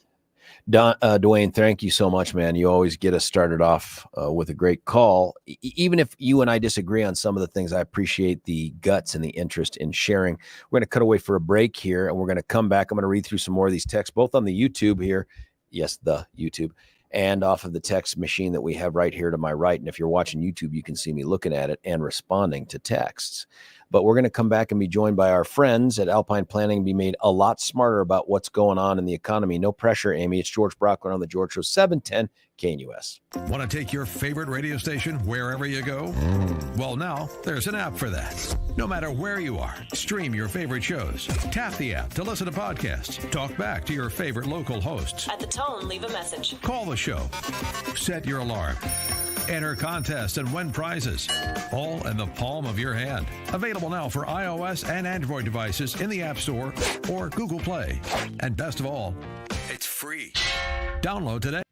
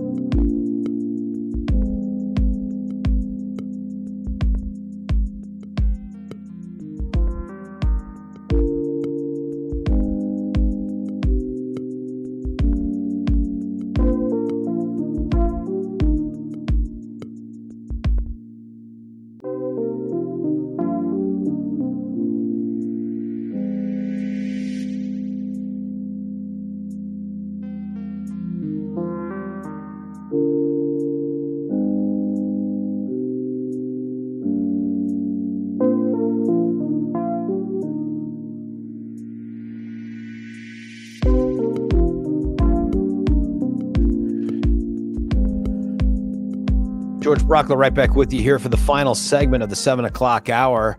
You know what that means. It's time to get smartly on all the financial things with our friend Brian. I'm sorry, it's Amy Duncan. Amy, how are you? I'm great, George. It's Friday. It is. Happy Friday. Happy Doing Friday. all I'm starting to think Brian's boycotting us. Like he's like, I just can't bring myself to have another conversation with that freak show. Well, there's a 50-50 chance, but no, he's been on the road for some family things, and his boy's a big hockey player, so that's why we're a team, right? That's great, and you guys have a hell of a team. What's going on today? Yeah, well, excuse me, sir. Taking a look at numbers this morning, we're relatively flat again. The Dow just turned into the green, but only up 1 point. S&P is off 2 points, and the Nasdaq's off about 50. So relatively quiet morning to start, although the volatility index has risen this week, up about 3%. So I think, I was going to ask you the question, do you want to play tug of war? And we're right now on pace for the worst week to start this 2023 year. And yet markets are still nicely in the green, which kind of is a testament to a meeting that Gabe and Brian and I were in earlier this week, talking about, sometimes if you miss the first month of recovery, you can largely miss all the gains. And again, we're still up a little over 6% year to date on the S&P 500. Is your sense that this is going to be persistent, Amy, or is this just a little blip, or what's going on? Yeah, I'm coming to that. If you can give me a quick sorry. second, George. Yep, I jumped on you. You're good. You're good. And in terms of the tug of war, though, I mean, yesterday's headlines, right? The New York Times puts out one that says, "What recession? Some economists see chances of a growth rebound." And then you counter that with the day before where it says, "Brace yourself for a 2022 repeat." So I think for Brian and Gabe and I, our motto is we do not want to get too defensive. And yet all three of us think that the likelihood of a Federal Reserve induced recession later this year is very realistic. Now, why is that important for investors? Because markets can still finish in the green very healthily, even during a recession, right? Recession is technically a calculation on gross domestic product, GDP growth, and so it doesn't always relate to market performance. But I will say this, Gabe talked earlier this week about being active in your portfolio. That's definitely a recipe that we follow, but it's not like it's a whole lot of trading, right, George? What our activity means is going to be more portfolio shifts based on income needs and based on near-term money. So I will conclude with what might be a very risky quote, but I've been saving this for you and saving this for I Friday. like that. And for long-term money and for accumulating investors, right? Those that are not taking income, but people that are still saving in their 401ks. For long-term investing, think of your portfolio like a bar of soap. The more you touch it, the smaller it gets. Thought you were going to say something about it gets slick, it squirts out of your hands. You talk about dead air time, sir. No, I liked it. You got me thinking about it. That. And now I want to incorporate soap into my washing routine. Thank you for that. Can I ask you something? Oh, gosh. That just didn't go quite as planned. No, it was. I thought it was great. No, it's brilliant. In fact, that's going to be the lead on some Wall Street Journal article in the future. But here's one, and I wanted to ask you about this. It says Russia to cut oil output, sending prices higher.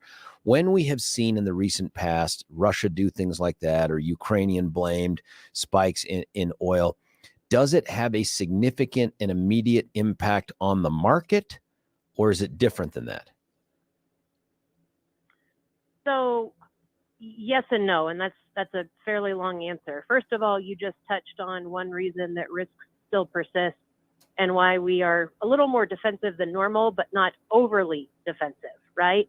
If you listen to the State of the Union on Wednesday, you'd think that we're in a booming energy economy. And my goodness, I thought it was interesting how President Biden just pointed the negative finger at some of America's greatest corporations in terms of oil and gas. We'll need them for the next 10 years. Yeah. Oh, right. That was just an embarrassment. But I would say, as it relates to anything, when it talks about Ukraine and Russia right now, it does create market volatility. More importantly, we're talking about the cost of energy in the United States, which directly affects the American consumer, meaning prices continue to stay higher, meaning, there's less money to spend, and we are a consumer-driven economy first and foremost, less money in the American public's pocket, means less purchasing of goods and services, means a slowing economy. How's that for a That's thought brilliant. pattern? And Amy, I'm going to hang you on just for a moment because I want to ask you one last very quick, easy to answer question. Hold on. Alpine Planning Group is a comprehensive financial planning firm committed to improving your long-term financial success. Investing is a matter of trust. They're prepared to earn yours. Call them today, 303-843-0918, 303-843-0918. Amy, Securities Eagles and are cheap. investment advisory services offered through Woodbury Financial Services, Inc., member FINRA SIPC, and registered investment advisor. Alpine Planning Group and Woodbury Financial Services, Inc. Am are not I- affiliated entities. 14 Did I West hang Dry up, Creek George? Circle, Littleton, Nope. Colorado, 80120. Eagles or Chiefs, Amy? I knew you were going to ask that. 5 seconds. Okay, Chiefs. That's it. Oh,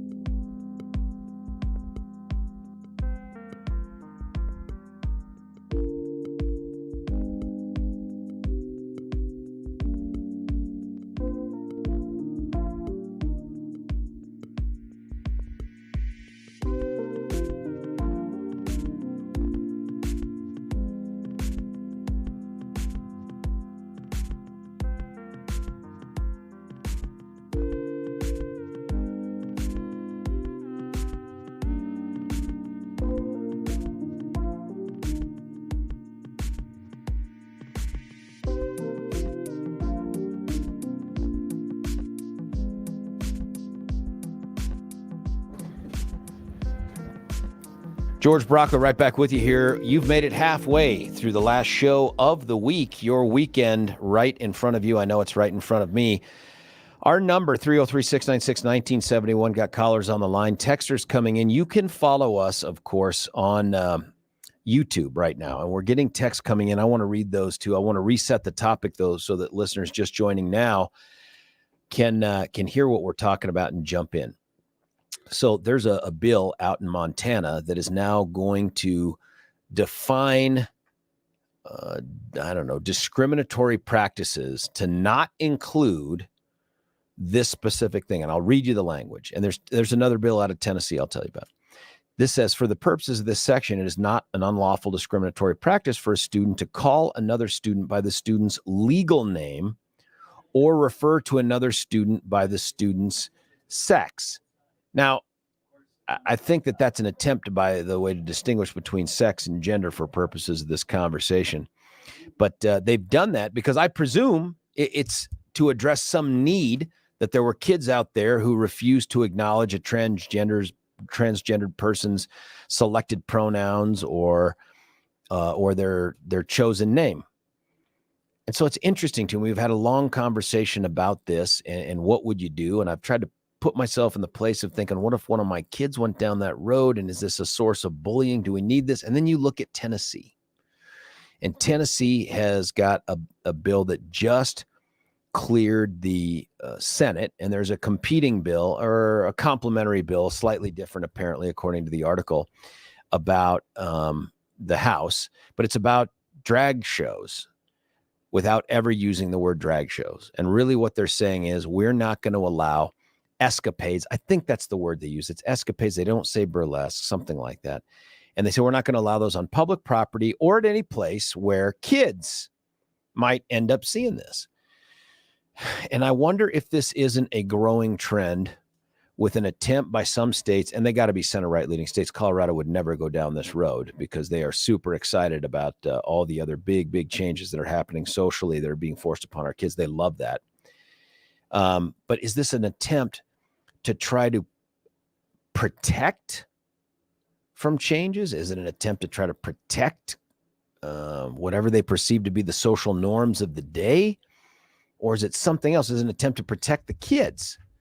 And so we've had a ton of texts. We've had some calls, but I know that this is a tough topic for folks because they're like, man, I'm not sure I want my name or my voice associated with this because of cancel culture and some other things. But have the guts to call in and chat about it, and we'll have a respectful and meaningful conversation. For instance, here's some of the texts. Being transgender is a mental illness. I don't think they deserve ridicule. They still should be treated with respect. But if you think you are something you are not, that's a mental illness. Well, for kids, I mean, and I understand where you're going with this, but for kids, sometimes they think they're Superman. And someone texted in, they thought they were a character in, I can't remember what the show was now. Here it is, Dark Shadows. So I don't know. Here's another one. As I'm listening today, I think the crux of what we're talking about is our whole society is supposed to play along with the fantasies of some small groups.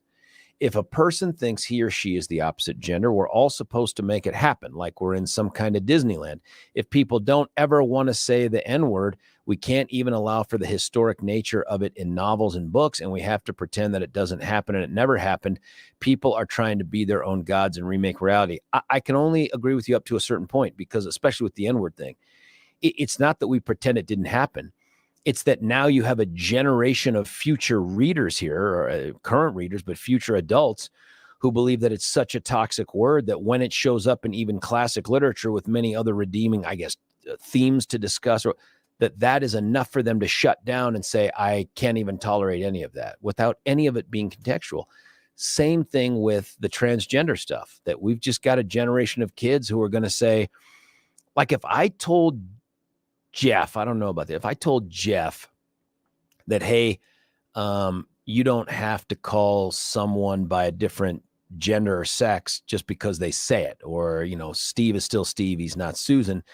I'm telling you, Jeff would push back and be like, no, Dad, I'm going to call them by what they want. Why wouldn't I do that? That's just a nice thing to do. And he wouldn't use terms like respect or dignity. He would use terms like nice. That's just a nice thing to do. If that's what they're going through, if that's what they want to do, I'm going to acknowledge it. And it's just real tough to jump into the details of the biology piece and try to encourage him to be less than nice. Like, why would I do that? But it sounds like that, and I want to defend this too. If there were students that were just like, listen, I think you're a great person, but I'm not just going to change reality here to accommodate what your wishes are. Now, some folks have used the term mental illness. I presume it's because there's something called gender dysphoria diagnosed in the DSM-5. That's the Diagnostic Statistical Manual, 5th edition. And some folks are going to say it's fantasies, but the other people would push back and say it's not. It's a fact. That it is a fact that they are a woman trapped in a man's bodies. And even if the chromosomes don't match, the brain certainly does, and the identity certainly is. That's what they would say. It's not a fantasy, that this is something that's real. It's as diagnosable as schizophrenia or anything else, but it's not the same way. Like, it's a fact that exists. I don't know. Here's something. Another text. I love both of these bills. Montana and Tennessee are on the right track. And just a side note, bullying isn't allowed in schools anyway. I get what you're saying, but it's not the kind of bullying we remember seeing like in the hallways in the 1980s John Hughes movies or something else. I'm talking about somebody who relentlessly, mercilessly, and for all the wrong reasons, torments a student who has made the decision to dress like a boy or a girl and call themselves what the other is. Would that be okay? And do we need protection from that? I mean, the texts just keep pouring in here. What child at 12 or 13 years old understand the sexuality they will want to be when they're 35 years old? At 12, I thought I was. There it is. Yep. Our small conservative congregation, less than 200, has 2 trans children who are treated kindly and referred to by their new name. Why would we do anything else? I don't know why you would do anything else. I'm just saying, should we be allowed to do anything else? I mean, should students be forced into that same thing? You may think it's an act of kindness. I get it. And respect. I appreciate that. But you're not acknowledging the fact. The fact is their sex is one thing and they want to be something else. I'm not telling you have to treat them differently. I don't know. 303-696-1971 is the number. We'll get to Joan in just a second. Here are some texts. I don't have any kids, but I'd like to. No, I'm kidding. Tim says, I don't have any kids, but if I did, I would tell them not to be a follower and to politely but firmly opt out of Orwellian leftist constructs. That would be a suggestion rather than a command. Yeah, I just don't know what that looks like, man. And maybe it's because I haven't been that dad growing up. Like, I taught him a whole sense of values along with, Marcia, that I thought were the right ones based on our upbringings and stuff. But I never really thought to push back against the idea of respecting everyone, regardless of the decisions they make or the things that they're going through. So that's a tougher one. Here's Steve from the YouTube. I'll tell my kids not to believe everything they're told or read, question it, and to do their own research, think logically, don't submit to peer pressure. That's legit. But how does that apply here?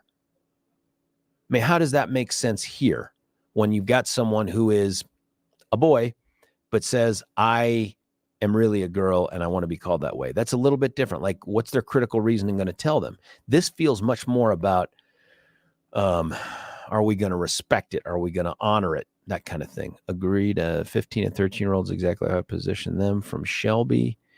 What role does social media play in all of this, including bullying? Treat all people with consideration and respect. I agree with that too. Hey, Joan, you're on 710 KNUS and the texts keep coming in. What are your thoughts on this? What do you think? Well, I just called in to give you a public service announcement because about transgender? Yeah, well, no, the Jefferson County Education Association is having a drag bingo happy hour coming up, and they're having it at the Jefferson County Education Association building, and it's a fundraiser. And how does that strike you? Well, I'm kind of happy about it in some ways because I think that the union is feeling some pushback and stuff, and maybe they have to raise some funds for the next school board raise. I think. I think it will be hard to be a teacher to have this, flyer in your box and that kind of thing, and say, well, I'm not going to the happy hour at 4 o'clock on Friday because of that. And I think that the other people that are involved is the Jefferson County Education Association Excellence Fund. And I think this is where I kind of go, I don't think this is excellent.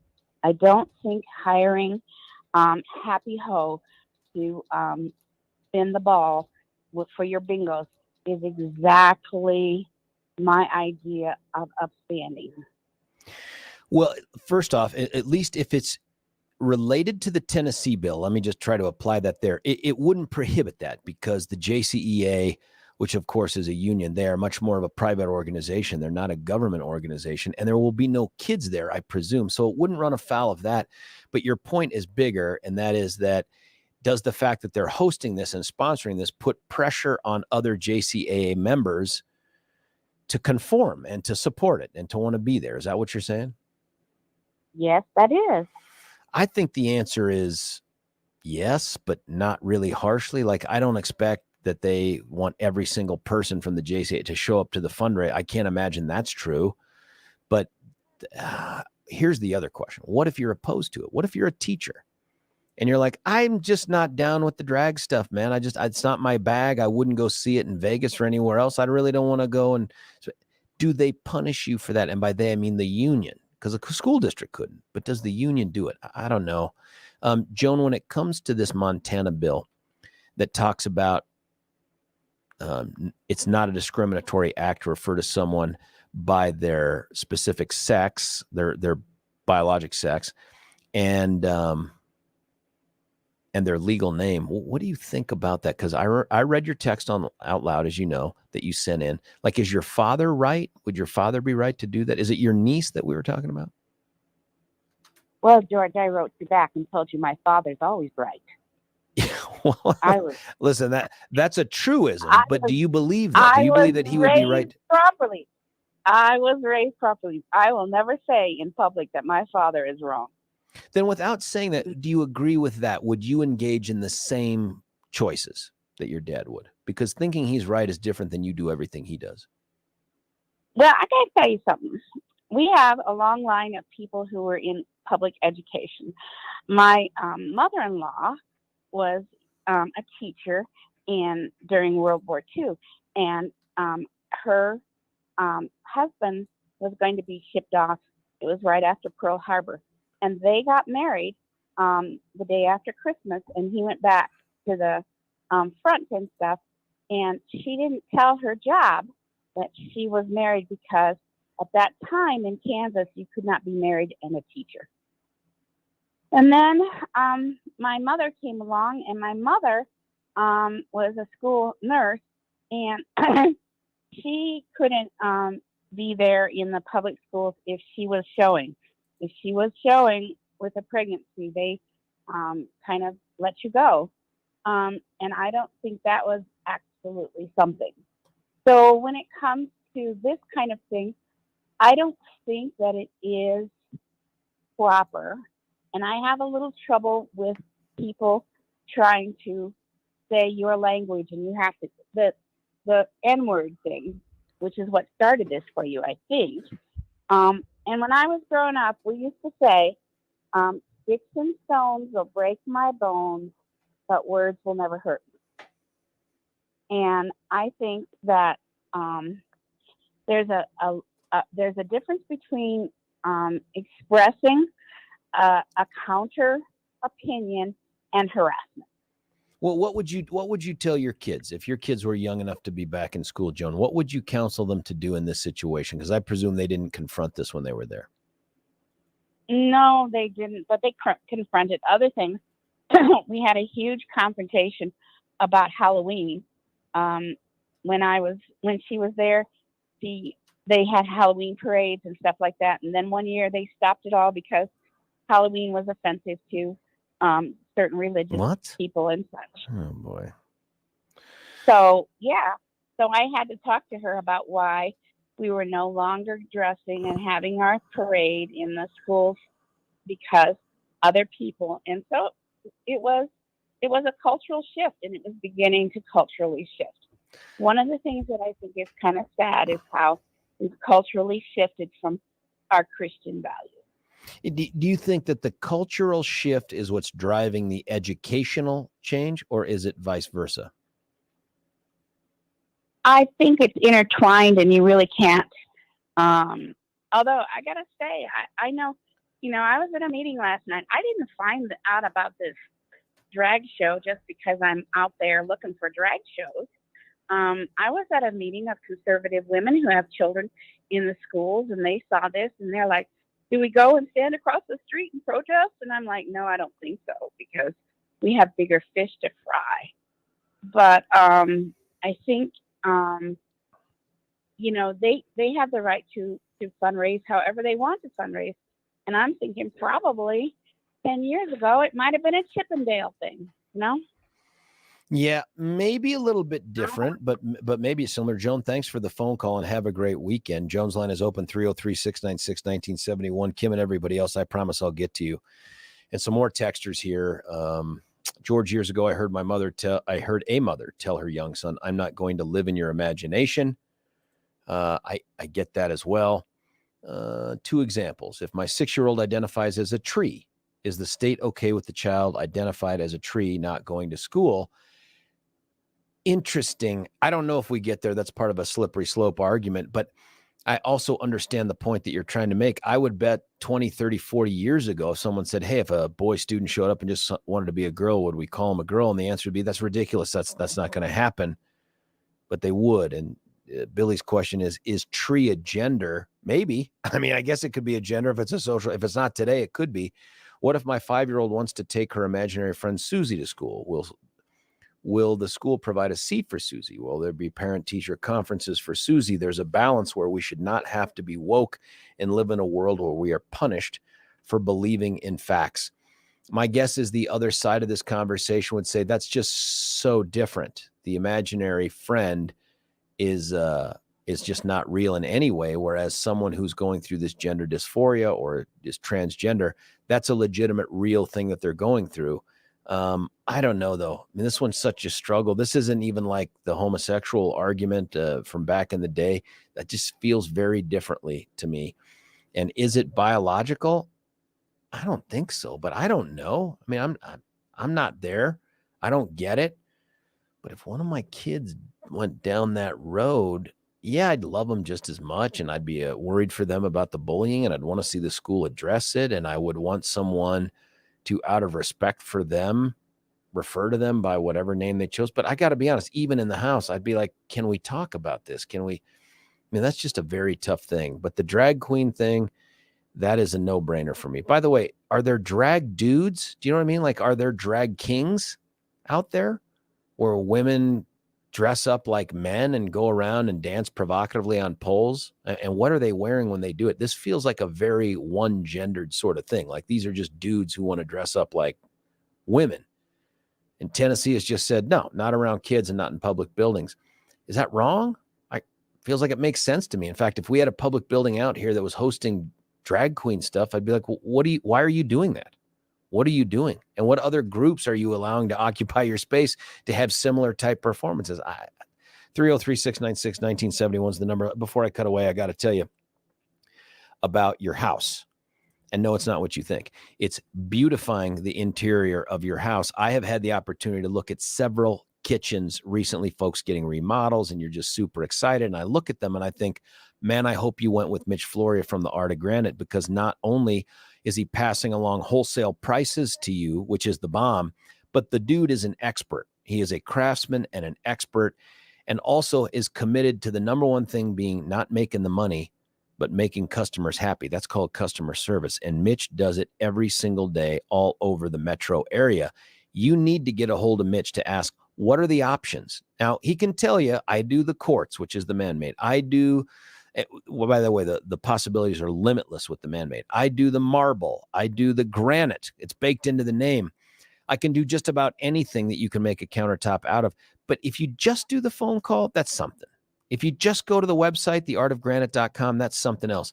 But the thing you should do is get to his showroom and take a look around. If this is on your to-do list for 2023, either right before or right after you get those the tax monies back after April the 15th. You got to go to the showroom right there at about Colfax, 6th Avenue, I-70 area. So easy to get to from just about anywhere. You get out of the car, you start walking around, and already you're confronted with these giant, beautiful slabs of whatever it is that you think, my God, that would look great in my kitchen. And on the inside, even better. You've got more samples, more examples, but you also have his crack staff of folks that have been with him for so long. And honestly, here's the real risk. If you go meet Mitch, you're going to close the deal with Mitch. That's just how it works. If you call the number and it's 303-386-5919, 303-386-5919, he'll get you into the place. And once you get in there, you're going to close the deal. And this isn't even about a lack of will or discipline. You're going to be won over by this guy. So go check him out at theartofgranite.com, theartofgranite.com. But he does so much more than just the granite. It's Mitch Floria. We'll be back with your calls, your texts right after this. It's George Brockler on The George Show, 710 KNUS. Want to take your favorite radio station wherever you go? Well, now there's an app for that. No matter where you are, stream your favorite shows. Tap the app to listen to podcasts. Talk back to your favorite local hosts. At the tone, leave a message. Call the show. Set your alarm. Enter contests and win prizes. All in the palm of your hand. Available now for iOS and Android devices in the App Store or Google Play. And best of all, it's free. Download today.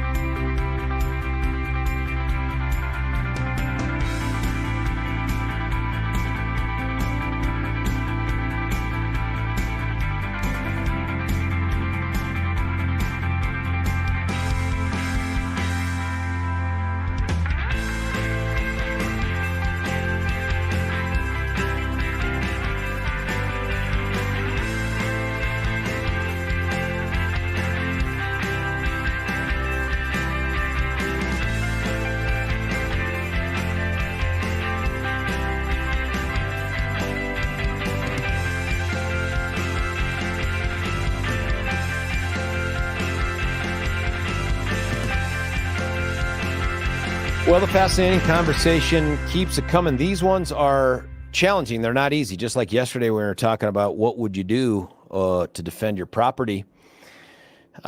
These are tough ones. I mean, I think for some folks out there, it's easy that this is all just mental illness and craziness, and I pay it no, never mind. But I think there are a lot of people out there, if I'm looking at the text, that are struggling to try to maintain a position where it's, look, this is fact-based. I'm not going to engage in the fantasy that is calling yourself something else. But at the same time, I want to be respectful. I want to be compassionate. But I wonder if they wouldn't even push back and say, why do you need to feel compassionate about me? Because I'm really a dude trapped in a woman's body or otherwise. I don't need your compassion. I just need your respect. And I need you to acknowledge that it's a fact. Maybe that's a little bit different. Here's some other text. Kim was on the line. Kim had to go because it turns out she's employed. It says, sorry to hang up, but I have to get prepped for a meeting. That's selfish. You can tell the people at the meeting they really screwed up the show. There are drag kings and they perform with queens. My point was just we need to help teach kids to be compassionate, empathetic, and kind, but kids need to get thicker skin because the real world is harsh and people don't always care about their feelings. We're seeing that in buckets, Kim. That's insightful. And that is people who simply, I remember one time I pulled up, this is barely related, pulled up to the Starbucks right there at Lincoln and Parker Road to grab some coffee after waiting for an inexplicably long period of time in the drive-thru. Girl opens the door and she's like, hi, how are you? And she's about to take my credit card or my little app or whatever. And I said, man, that was a pretty oppressive wait. And she doesn't say, hey, I'm sorry for that. She looks at me. She goes, well, that's very aggressive, sir. I'm like, I'm sorry? She's like, that's aggressive. And she turns away from the window to go get the drinks. And I thought, it's aggressive to point out that the line that you have here is ridiculous. Like, that's where we're going. I think that's what Kim's talking about too. Here's some more recent texts. I don't understand drag queens. Men dressing up like Jessica Rabbit seems like the ultimate objectification of women, more fetish than expression of person. That is interesting too. Is this a fetish? If it's a fetish, does that mean we don't have to pay it any respect? We don't have to. The drag thing is much harder for me because they're none of the letters, right? They're not L, G, B, T, Q. They're none of those. Are they the plus? Are they the I or the A? I don't think they're those either. Transgender is different than being a drag queen. Like, I don't even know where they fit into the scheme of things. But that, to me, the drag queen thing, that feels like unequivocally a decision they've made, a choice they've made. And it's one thing to say, hey, listen, this is just who I am, and this is a scientific fact, or that I was born. But the choice makes it different to me. And I don't have to tolerate other people's choices as much as I do the other things. That's an interesting one. 303-696-1971. I'm 58, and every day I thank God I didn't have to deal with the same cultural pressures that today's children do. If I did, I would have been parading about school dressed like Ziggy Stardust, and some well-intentioned counselor would have come and see me and said, let's talk about puberty blockers. That's very possible too. Hey, just as along the lines, there's a really, really intriguing article that I sent to Billy. And we're going to try to get this person on the air. It's a conversation I could have without it, but I just think it's so much better if we can land them. So Billy's working his voodoo to see if he can't get them on that deals with that exact issue that you brought aboard right there. Man, so many other texts. It's hard to keep up. You guys are doing such good stuff. True transgenders suffer from gender dysphoria, which is exceedingly rare. The increase we're seeing is purely social. I've wondered that too. I've wondered if the social pressure from whether it's social media or the cultural stuff or even the schools, if that isn't creating an environment where these kids think they are something else or they want to be for purposes, subconscious or otherwise. I don't know, but I think there's something there to be looked at. My greatest worry is that we create an environment where these kids are making kid decisions with their kid brains. I mean, remember, by the way, folks, as we're talking about defending the choices of kids to anatomically mutilate themselves, and that's what's happening, or to make these decisions, at the same time, we have folks in the legislature saying, if you are a murderer, a rapist, a repeat burglar, some kind of a violent criminal, you will be treated differently, not if you're under 18. No, that's the obvious one. But if you're under the age of 21 and they're wanting to go to under the age of 24, why? Because they argue that that brain isn't fully developed. Now, how is it on one side of government, we have someone saying you shouldn't be held as accountable by your conduct, by the results of your conduct as we do other adults because your brain isn't fully formed, but your brain is fully formed enough to make decisions about what gender or sex you want to be. How do you rationalize? How can those two things coexist in a world that makes sense? It's making me flash back to Governor Sarah Huckabee Sanders' statement during the response to the State of the Union. It's no more about left or right, conservative or liberal. It's about normal or crazy. I mean, that's just crazy. These are people with the same legislature wants to allow 16-year-olds to vote, but wants to move up the age by which those same people, if they were to kill someone, rape someone, or rob someone, could be held fully accountable under the law till they're 24 because their brains only work right with ballots, not with guns. Ballots, not bullets. Ballots good, bullets bad for the adolescent or changing brain. A bunch more texts keep coming in. First mistake, funding Starbucks. Well, listen, it's just so convenient. It's so convenient. And there are people sometimes you're buying coffee for, maybe in your own house, who will not drink anything other than Starbucks. So you got to bend to the will of the other folks there that seem to be calling the shots, at least for the moment. So that's what's going on there. Something, and let me get to the YouTubes too. One way a kid could be civil and respectful to another kid who is, for whatever reason, is pretending to be another gender would be to avoid calling that kid by a name at all.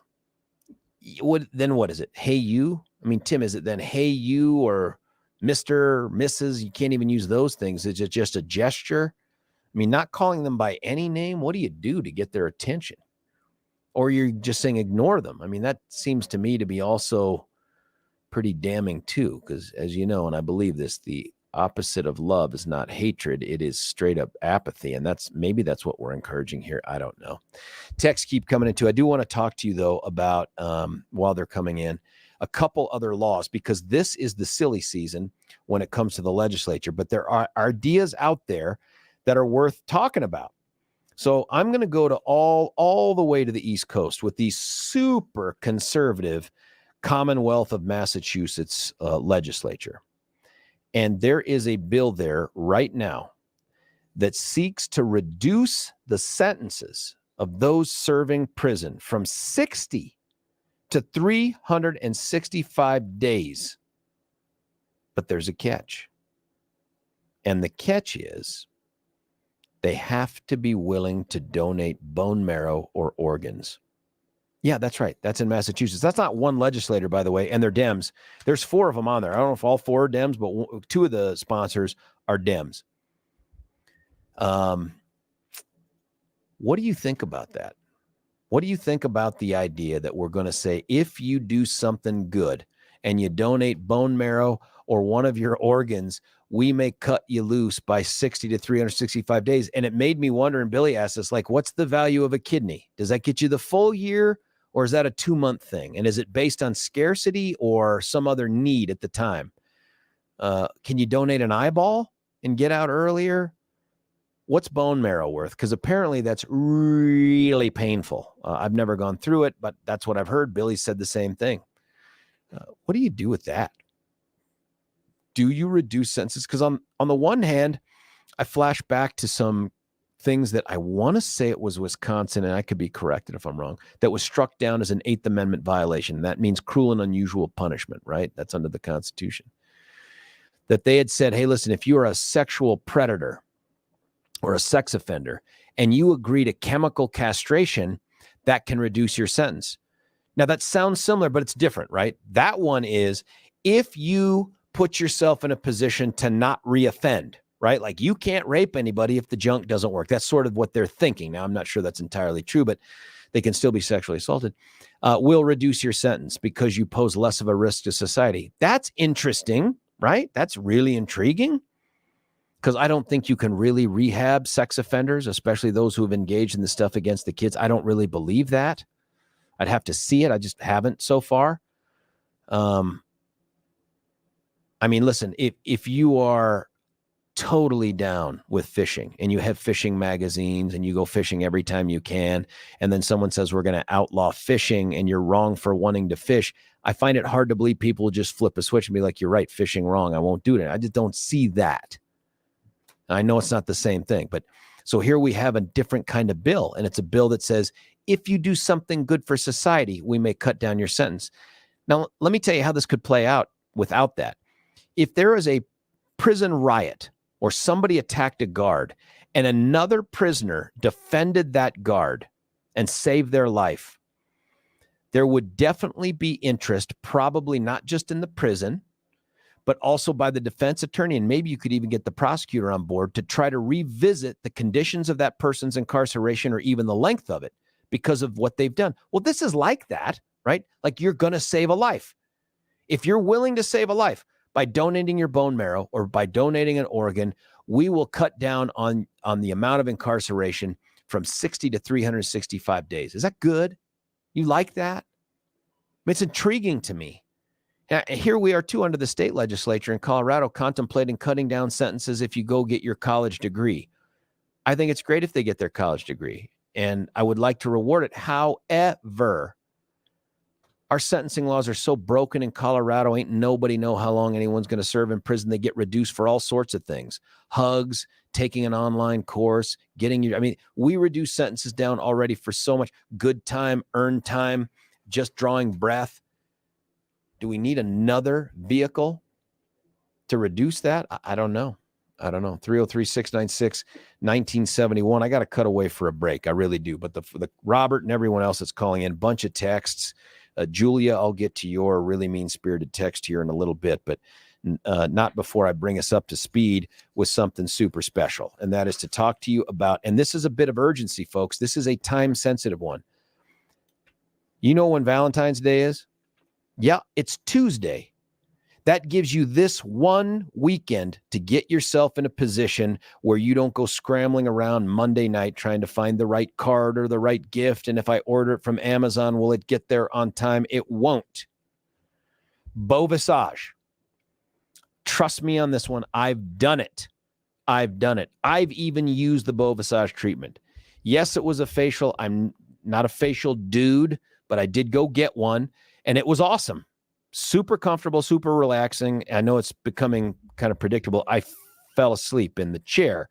But if you're looking to get a gift for your wife or that special someone in your life, Beau Visage is such an easy, personal, wonderful thing. You send the folks in your life who you know are working hard, living through the stress of everyday life. My God, they have to live with the stress of being with you. And now you say, hey, get some distance from me. Go to a place where they will take care of you and you'll feel better for it. It's all about the pampering. It's all about the experience. The professionals at Beau Visage Skin Care and Spa, they're awesome. And I know that from firsthand experience. Give that special someone a wonderful experience. And ladies out there, yeah, you can get this for your guy too. You don't have to do the bowling ball, tie, hearts, chocolate, whatever it is you do on these days. Do something special for them and say, I know. Just go do it. And then tell me your experience. And I promise you, like I would, they'll go in and they might be like, I don't know what I'm doing. At the end, they'll go, that was kind of awesome. That was pretty cool. Easy to get them. 303-779-5002. 303-779-5002. Or you can make the purchase online. That's even easier at bvspa.com. That's Bravo, Victor, Sierra, Papa, Alpha.com. bv.com. When we come back, Robert, everybody else, also the text and the YouTube. We're going to have to come up with another word for the YouTube text. George Rock, George,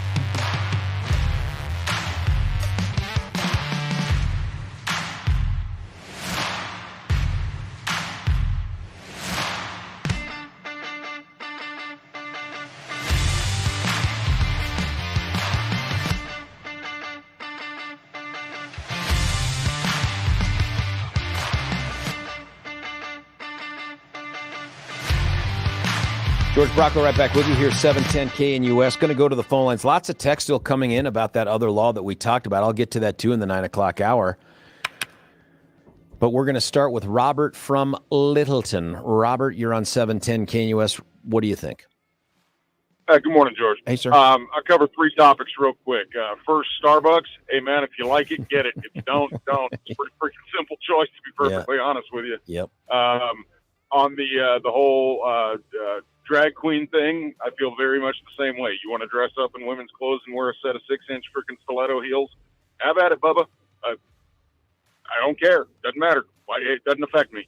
Finally, on the last would you thing, want to see it like Tennessee's law on that? And I think you and I are in agreement on it.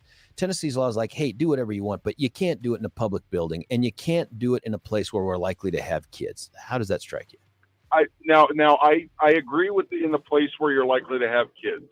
But even then, we have to figure out, okay, what is the age at which that cutoff point comes? 32. And that's a whole longer discussion. You know, I'd be 109. I don't know. Let's say at least K through 8. Or do you that, K through that 6? I could probably buy in. I could buy into that.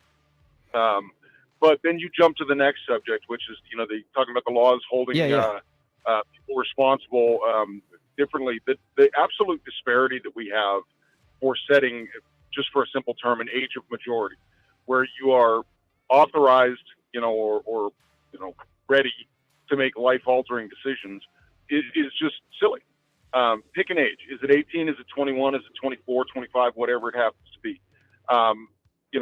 To vote, to join the military, to get a tattoo, to have cosmetic surgery of any form, whether it be for gender affirming care or just because you don't like your nose or whatever else. I think that there should be a set age, and I don't know what that age is, but there should be a set age that kind of runs the gamut, for all of these things. Because to tell an 18-year-old, what is that age? Well, again, and I don't know. I is think 18 not good enough? That's the one we've got for a lot of this, or at least you used to. I'm personally good with 18. If you can vote at 18, you can join the military at 18.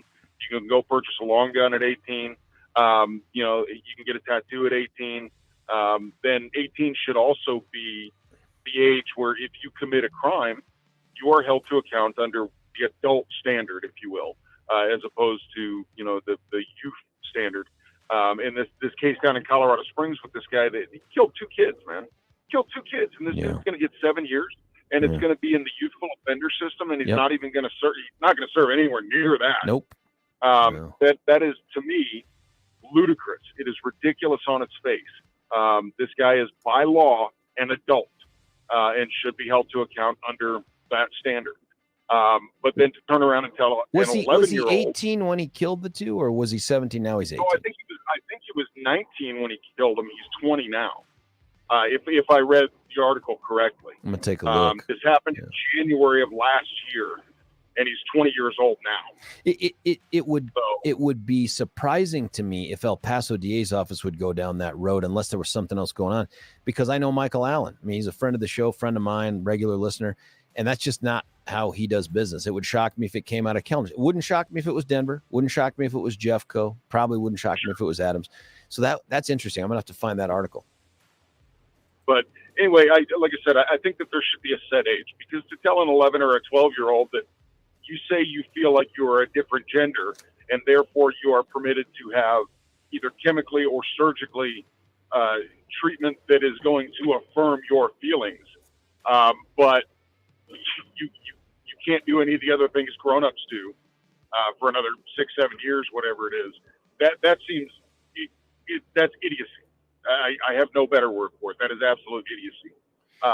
And last point, you talked about the program for guys that want to donate organs or whatever, getting time off. And I don't remember the state that you mentioned. I know that in Colorado, I know that in Colorado, and the only reason I know this, I got a good friend that's incarcerated right now.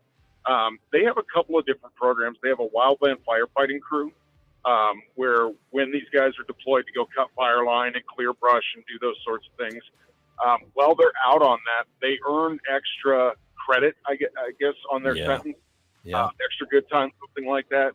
And I know DOC also has a canine training program. They do. You're right about that. They do. A wild horse training program that they do. So the idea, of, at least philosophically, of guys who have made mistakes, bad decisions, gotten themselves incarcerated for one reason or another, and are willing to do something that benefits society as a whole rather than just kind of, sitting around doing time, being able to earn some extra credit off of their sentence or something doesn't offend me. Because I think that mindset is indicative of somebody who wants better. At all coercive, though, to say that, listen, you can't get this time unless you give us part of your body? Does that feel different than saying, hey, if you go out and fight this fire, or is it the same? Well, that's where we get into the disparity between that, because going out and fighting a fire or training a dog or whatever is very, very different than donating a kidney or an eye or skin tissue or bone marrow. These are irrevocable decisions, that carry a whole different level of responsibility that goes with it. And I would be interested in talking about it, because if somebody is otherwise healthy and says, hey, I'm willing to donate a kidney, or I'm willing to go through the pain of donating some marrow to take some time off my sentence, nobody's forcing them to do that. They're offering an incentive. I agree with you. I think that the court may see it as coercive only because of that other thing with the chemical castration. But by the way, Robert, a lot of common sense in some of the things that you said there. I appreciate that, man. We're going to continue the conversation after the top of the hour. Listen, I got more laws that are out there, ones that, we can talk about, but I'm telling you what's driving the text. It's this Montana bill and this Tennessee bill, transgender and drag stuff. You call in, we'll get you 303-696-1971. It's George Brockler on The George Show. You're listening to 710 KNUS.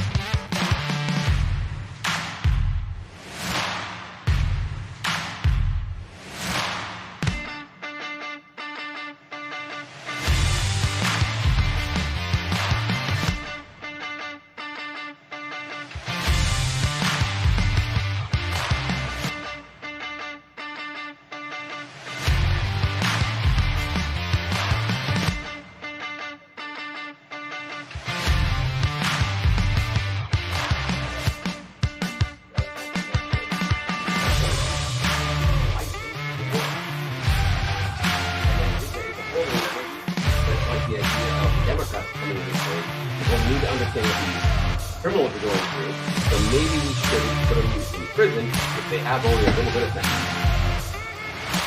I wonder if there's a way to expand this conversation. Yeah. I would call it quick too. Yeah, I would say, listen, what if it's something else? Like you had someone in school it was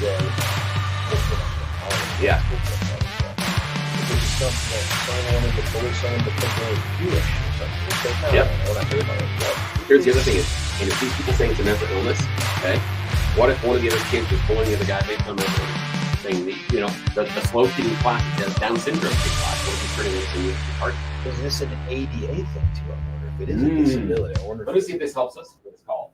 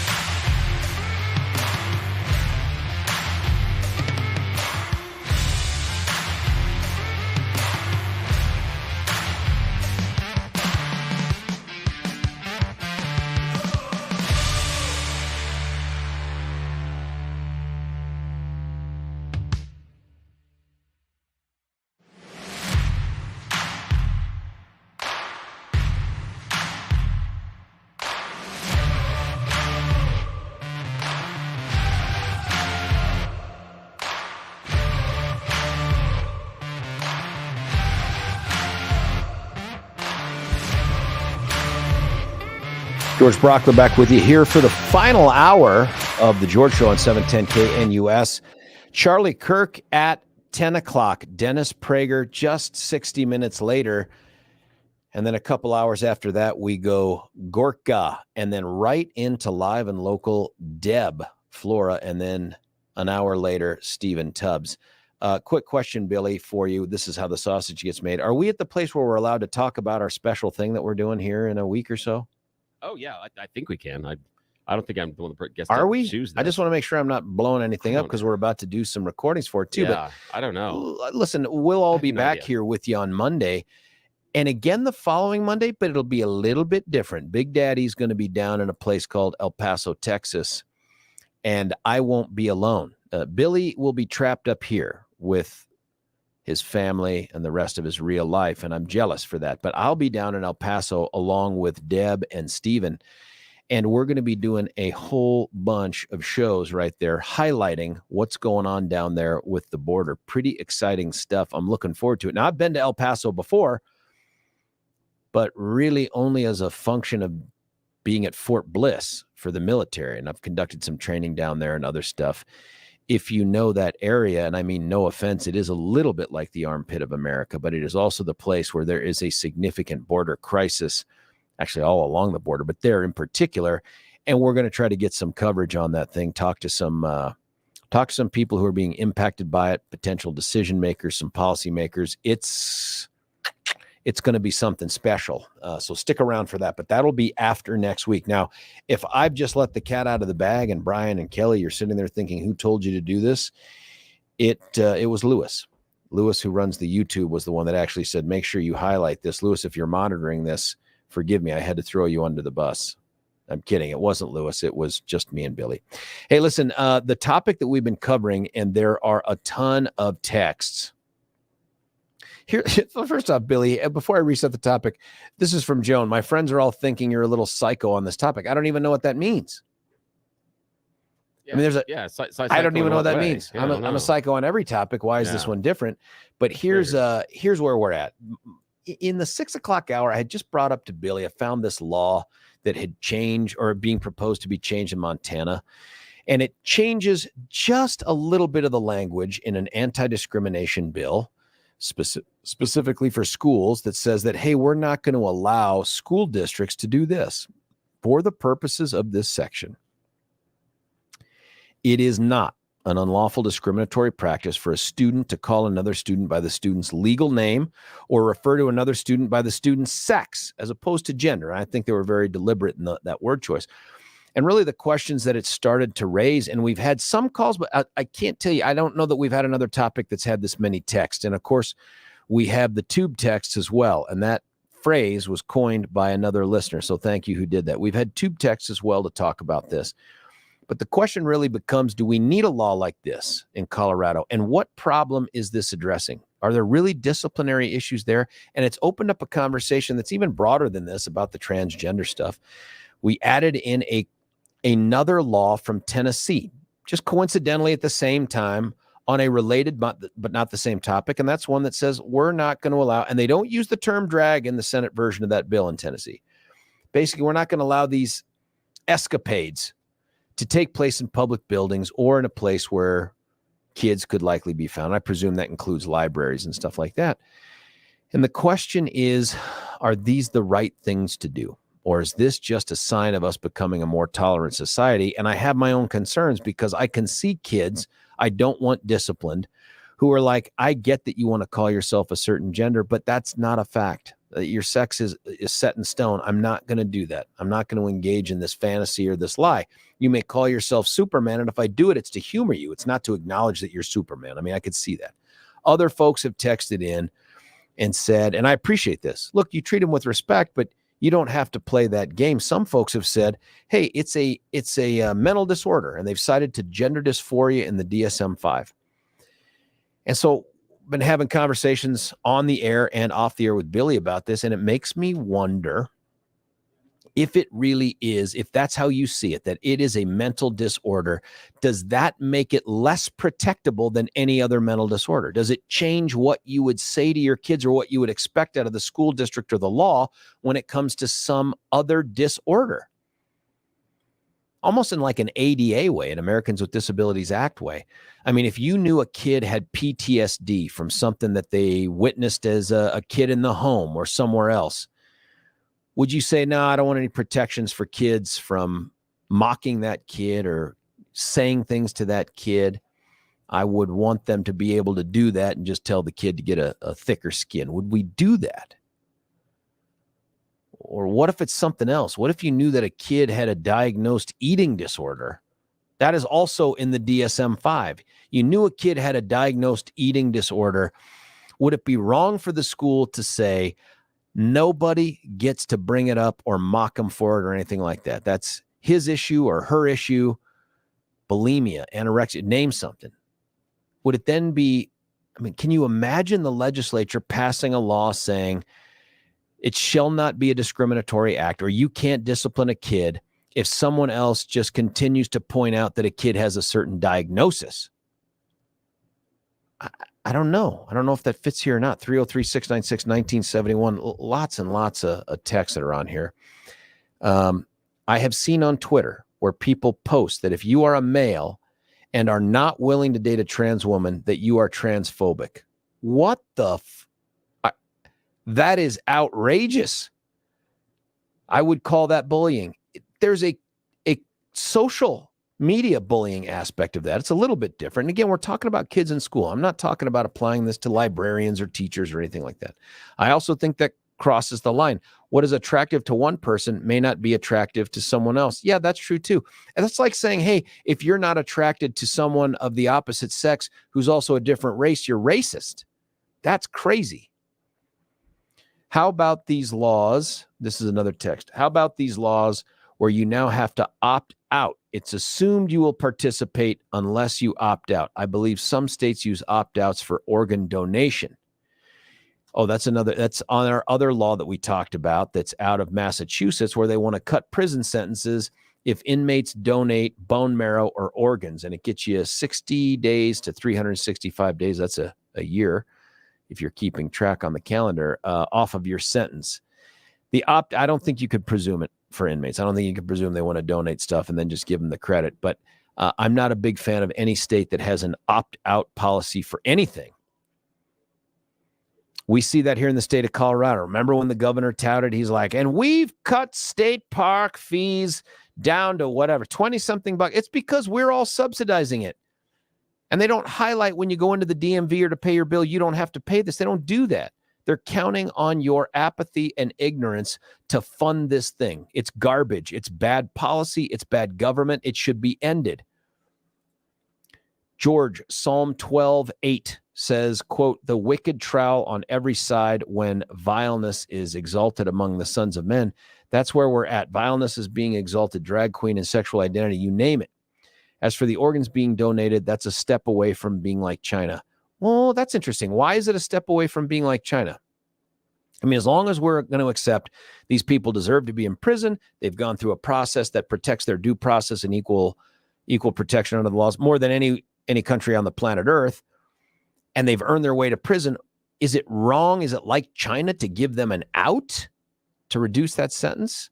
You know what? Give a call in there, Psalm 12:8. Give a call in there. I'd love to have that conversation with you.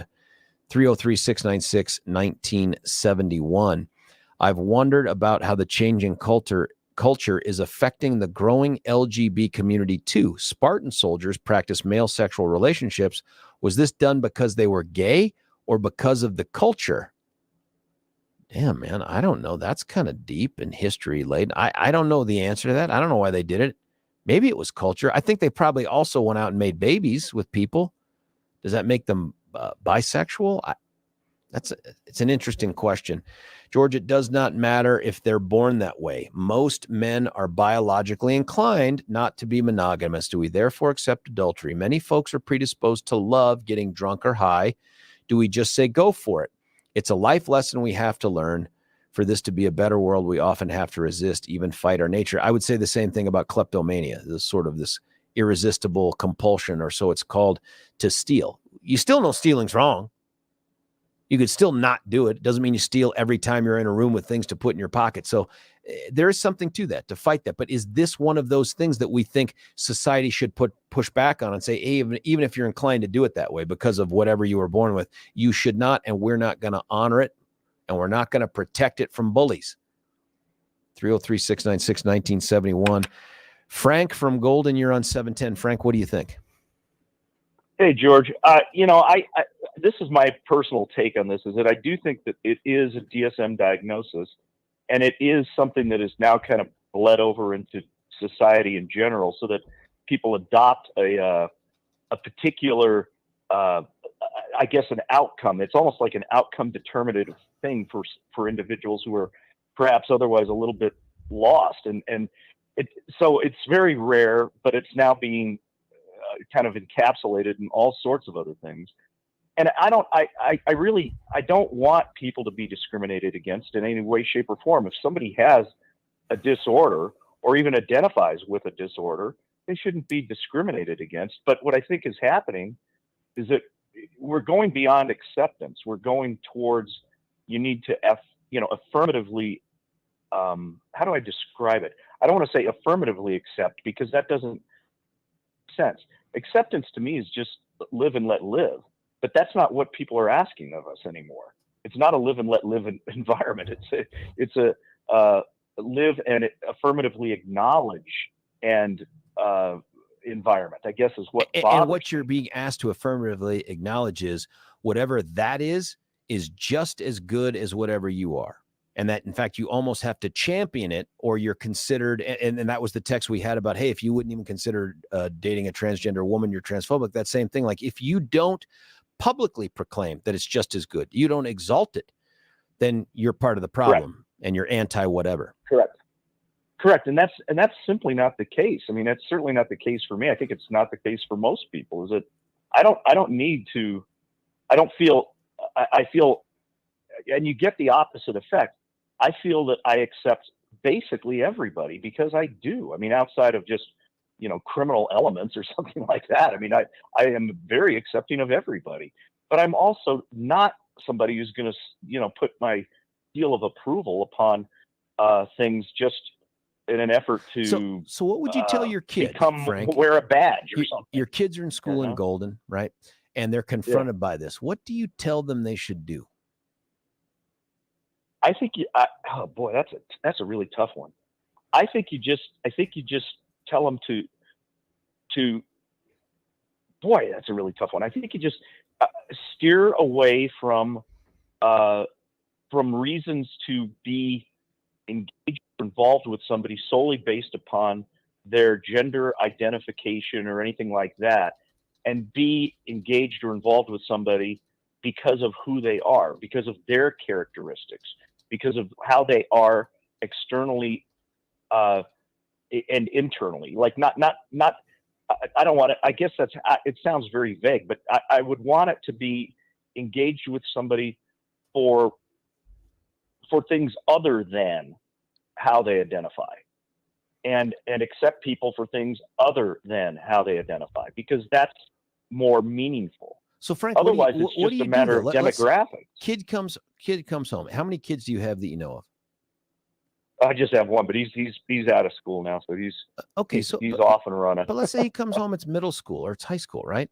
And he says, "Hey man, remember Kevin from the soccer team?" You know what I mean? Like, he shows up after spring break. He showed up. He's dressed like a girl, and he wants to be called Katrina and all that. I mean, what the hell am I supposed to do? And they would never ask it in those terms, but they would bring that up to you, seeking your sort of input or guidance on this. What do you tell him? Like, man, you should call him Katrina, or you should treat him like a lady, or whatever it is.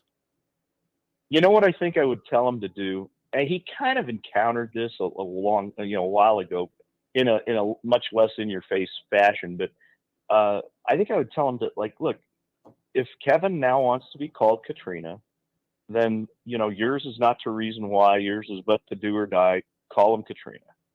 It doesn't mean that you have to believe that he's a woman or treat him any differently than you would when he was Kevin. But it's just it's a moniker. It's a label. It doesn't, underneath the label is still the kid who used to be Kevin. And that's it. I mean, he's repackaged himself, but the kid is the same. And I guess that's how I would try to address it. And that may not work. I just don't know if that's going far enough, but I'm not going to, if somebody wants to be called something, I'm not going to bend over backwards and be, in their face about not calling them that. I mean, it's a pointless, stupid baiting of an argument or exchange, and it's insulting to the person. I could certainly tolerate calling someone whatever they wanted to be called. It's weird. And I've had friends who have gone through these periods of time where they wanted to do different versions of their name. Like one guy who had an Irish name for a certain portion of time, well into his adulthood, by the way, we're talking like post-law school, started going by Mick, even though that has nothing to do with his. He's like, he's going by Mick, like he's trying to force the name or force the nickname. Like a forced A forced nickname. Yeah. In a weird way. And nobody really played along with that. I mean, and nobody really could, because they were like, no, you're not Mick. You're something else. And by the way, as you know, you don't get to pick your nickname unless you're primetime. But other than that, you don't get to pick your nickname. It just happens. I'm at the same place you are, Frank, where I struggle with this, because I imagine there are parents out there who would want to say, son, I don't want you to disrespect anybody, but that's just not true. It's a lie. They're not a girl, and they're not named this. And so you can humor them and you can entertain that, but that's not the truth. And I'd much rather you cling to the truth. Are they wrong? And is that damaging? It feels like we're getting to a place where culture, society, the school district, all that stuff would want to force you out of that as an option and say you'd be wrong for that. So Montana steps in and says, nope, we're not going to do that. We're not going to allow you to treat as a discriminatory act someone who says, I get what you're going through. I don't care. I don't buy it. I'm just sticking with the facts that I know. You know, I want to kind of amend my answer a little bit. I do think I would address it with a kid who came home and, you know, Kevin is now Katrina or something. I think I would say, look, you know, sex is binary, but you know, it's like looking at a bubble on a level, is that it's not always directly one way or the other. There's people who have characteristics that point, you know, that may be biologically male that point towards the female gender, and vice versa. And so it isn't as though it's a super clear situation. And people who have those characteristics may you know, become a what I guess would be identified as kind of a gender dysphoric situation. Doesn't mean they have gender dysphoria. It just means they're identifying that way. They're pointed that direction. And so don't be like, I guess I'd say, look, kid, don't get overly confused. There are binary things here in sex, but it is like it's like a bubble on a level. Sometimes things are half a bubble one direction, but it doesn't mean that you're not level. It doesn't, you know, this sort of thing. And try to explain it to them that way. I don't know what else I'd do. I don't like the idea of forcing people. I mean, I don't want to force people to do anything. It's pointless. But we would do this too, right? And it's related, but it's not an exact on a Venn diagram. It's not an eclipse here. But you know, if you had a kid in school who continued to refer to someone by a racial epithet, we would say absolutely not. You can't do that. Yeah, We're not. Or if they were to continue to refer to someone by some pejorative based on their religion or whatever, we just wouldn't tolerate that. But in this area, even though it's not necessarily a pejorative or a curse word or something like that, the impact may be similar, which is to say, I deny you the identity that you're choosing. I deny you the ability to claim to be something. Does that deserve the same protection as the racial epithet or the pejorative based on religion? I don't think it deserves the same level. No, I don't, because I think that certain things, I mean, look, racial pejoratives, religious pejoratives, ethnic pejorative, anything like that is so overtly and visually able to be identifiable. It doesn't rise to that level. And I don't, you know, that sort of thing you have to immediately shut down toot sweet, but this is different. It doesn't, because there's levels of acceptance that don't require somebody to step in and immediately say, you know, that doesn't fly here, and if you do it again, you're out, or something like that. That's a different situation. Some of this stuff has to just be handled in society, in groups. I mean, I think that's how it has to happen. I think this is sort of how the society is trying to handle it, though, is to make schools an environment where we're encouraging, some will say indoctrinating the kids to be different. And I'm certain of this fact, and I've said it before, my kids as individuals in a group are far more tolerant of differences and people's choices than my generation ever was. It's just in school, I can just tell you it's night and day. But from Amanda to Trey to Jeff to Graham, each one of them, and they're all good people, but they are so much more tolerant of stuff that I would be like, yeah, what? And I think that's because it's happened from the school. I also think it gets reinforced from social media. And somebody else had texted about that. I think it gets reinforced from social media, but they're not going to be the same people that we are. Let me ask you this, George. Do you think that's a bad thing? Because I personally don't. I 100% agree with you And the acceptance and tolerance stuff, I see the same thing, and I think it's a good thing. I don't think it's a bad thing. I just don't like the force down your throat acceptance and tolerance. Frank, brilliant question upon which we will leave the audience to hang, and I will bring back my answer. Frank, as always, I appreciate the guts in calling, because what Frank's doing here is having the conversation we need to have in the town square. And there is no more town square. It's just 710 KNUS and this show and Deb's and Stephens. That's it. It's the only place that does it like this. And I'm appreciative that Frank had the guts to call in. You too at 303-696-1971. We're going to cut away from with a break, and then I'll come back, give you my answer, and we'll entertain your texts as well. George Brock with George Show, 710 KNUS.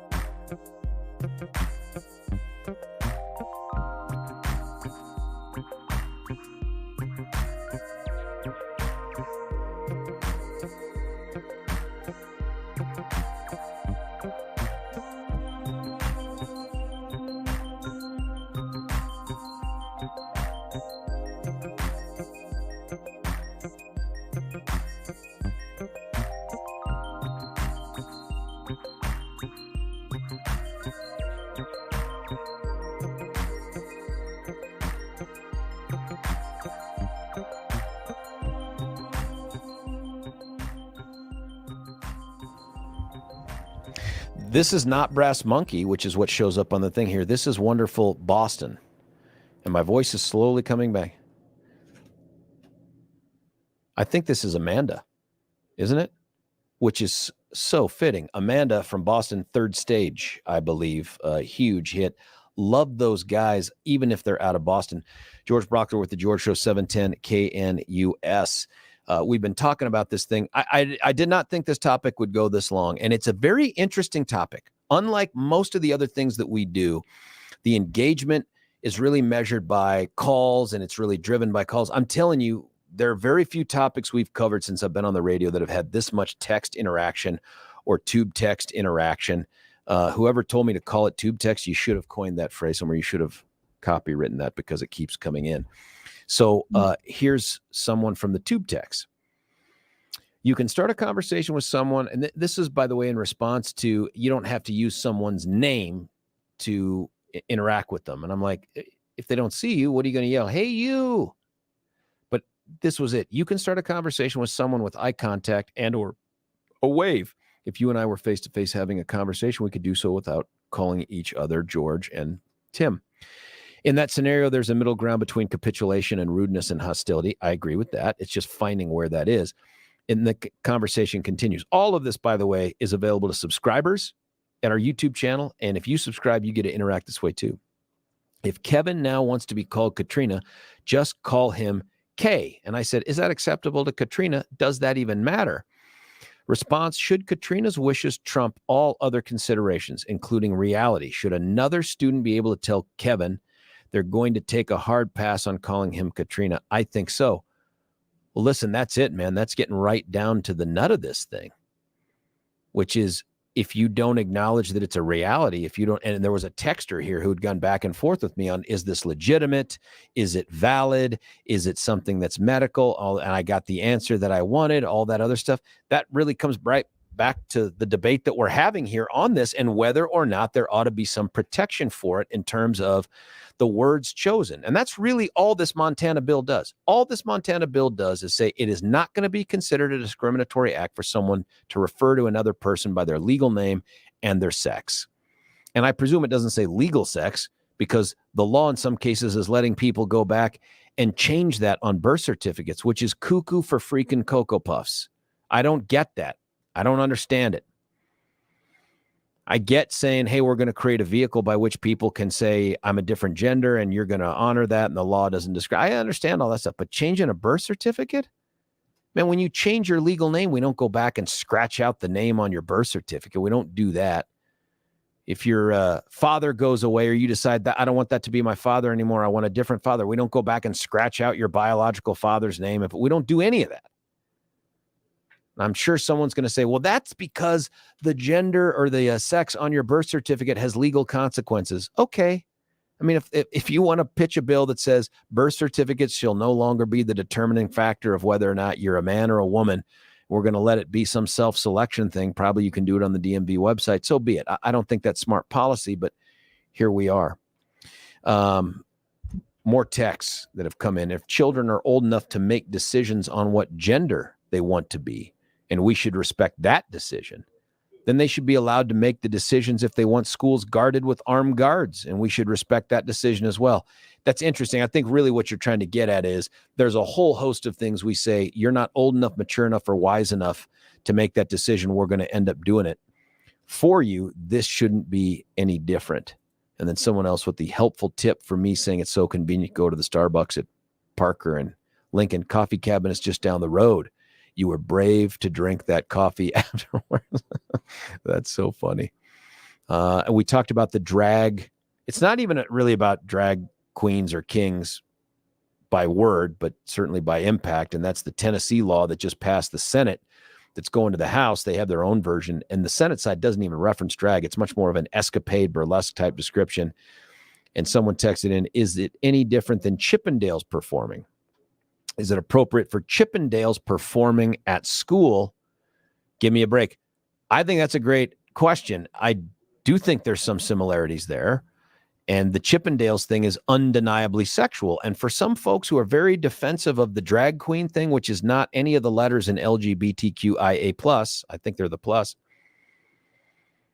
And frankly, if it's not sexual, then why is it part of LGBTQ+ at all? Why is it?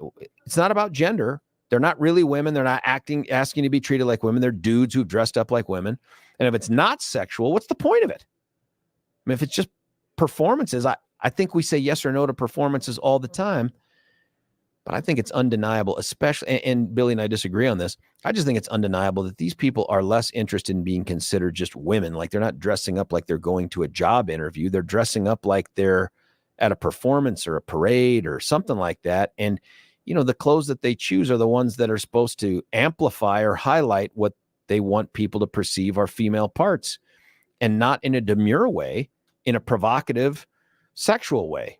That's just how it seems to me. And again, maybe I subject myself to one of those shows just so that I can say that I've done it and speak from a position of knowledge, but I'm not sure that I'm going to let that thing happen. But there it is right there. Some more text coming in here from the tube. Man, I like the interaction here on the YouTube. I hope that we continue this. And I hope that you guys go out there. And I'm not saying transition away, and I'm not using the term transition in a silly way. I'm not saying transition from the text to the tube texts, but man, this is pretty slick. I've also noticed that when I watch myself on the tube video, which is right next to the tube text, every time I try to tuck in my shirt or adjust my belt, because of the way the camera's cut off, it looks like I'm doing something else. It looks like I'm incredibly lonely. Here's another text. I'm trying to change my species on my birth certificate from human to Klingon. One species isn't on a birth certificate, but I get your point. And that is, where's the line? Where do we draw the line on that? Interesting article given the topic. Someone shot me one. It looks like it's from Blaze Media. Matt Walsh sends Dem lawmaker into verbal paralysis with one simple question about gender surgeries on minors. Again, it's a related topic, but it's not our topic. The gender surgery one, I just don't support it. I just absolutely don't support it. Whatever mental health issues may exist out there, there are just so many decisions I regretted on like clothes I wore to something, you know, like in the 80s, and I'm not saying it's a direct connection, but I'm telling you, even on something as minor as clothes, there was, I think it was my 15th birthday or something like that. My parents got me the checkerboard Vans, you know, because they were super hot back in the 80s. And I got the glasses that were very similar to David Lee Roth's from the video Panama from Van Halen 1984. And it's the ones with the little dust things on the side, you know, and the little string that holds down. You can take them off and look like a librarian. And then a painter's hat. Now, if you guys are old enough to, if you're in my particular wheelhouse of years for high school, you know exactly what I'm talking about. I wore them all at once. And for a guy who had none of them, that change is so dramatic and so visible that it only took some buddies to be like, wow, someone got some clothes for their birthday. And I instantly felt uncomfortable. Now, the painter's hat doesn't look well. It doesn't look good on my giant noggin. And the shoes I kept wearing all the time because Vans are the bomb. The sunglasses I had to save for some time when I was really not near my friends, because instantly they're like some dudes trying to fit in and be cool. I regret some of those decisions about clothes and stuff. This is way different, right? Like we regret so much as a kid, but that is a different thing. 303-696-1971 is our number. Going to go to the phone lines. Jim, you're on 710. And this is Jim from Highlands Ranch, where I used to live for so many years. How are you, Jim? I'm doing good, George. Hey, I just want to say that this is what happens when you capitulate. And there's right, there's wrong, and there's truth, okay? And you got to love somebody enough to tell them the truth. whether, and that just goes with the transgenders. So what's the truth here, though? What's the truth? The truth is that it is, in my opinion, and my truth is all based in religion, that the truth is what they're doing is encouraging people to commit sin. And what's the sin? Me, the sin is sexual immorality. The sin is perversion. Now, are you talking about the trans bill or the drag one?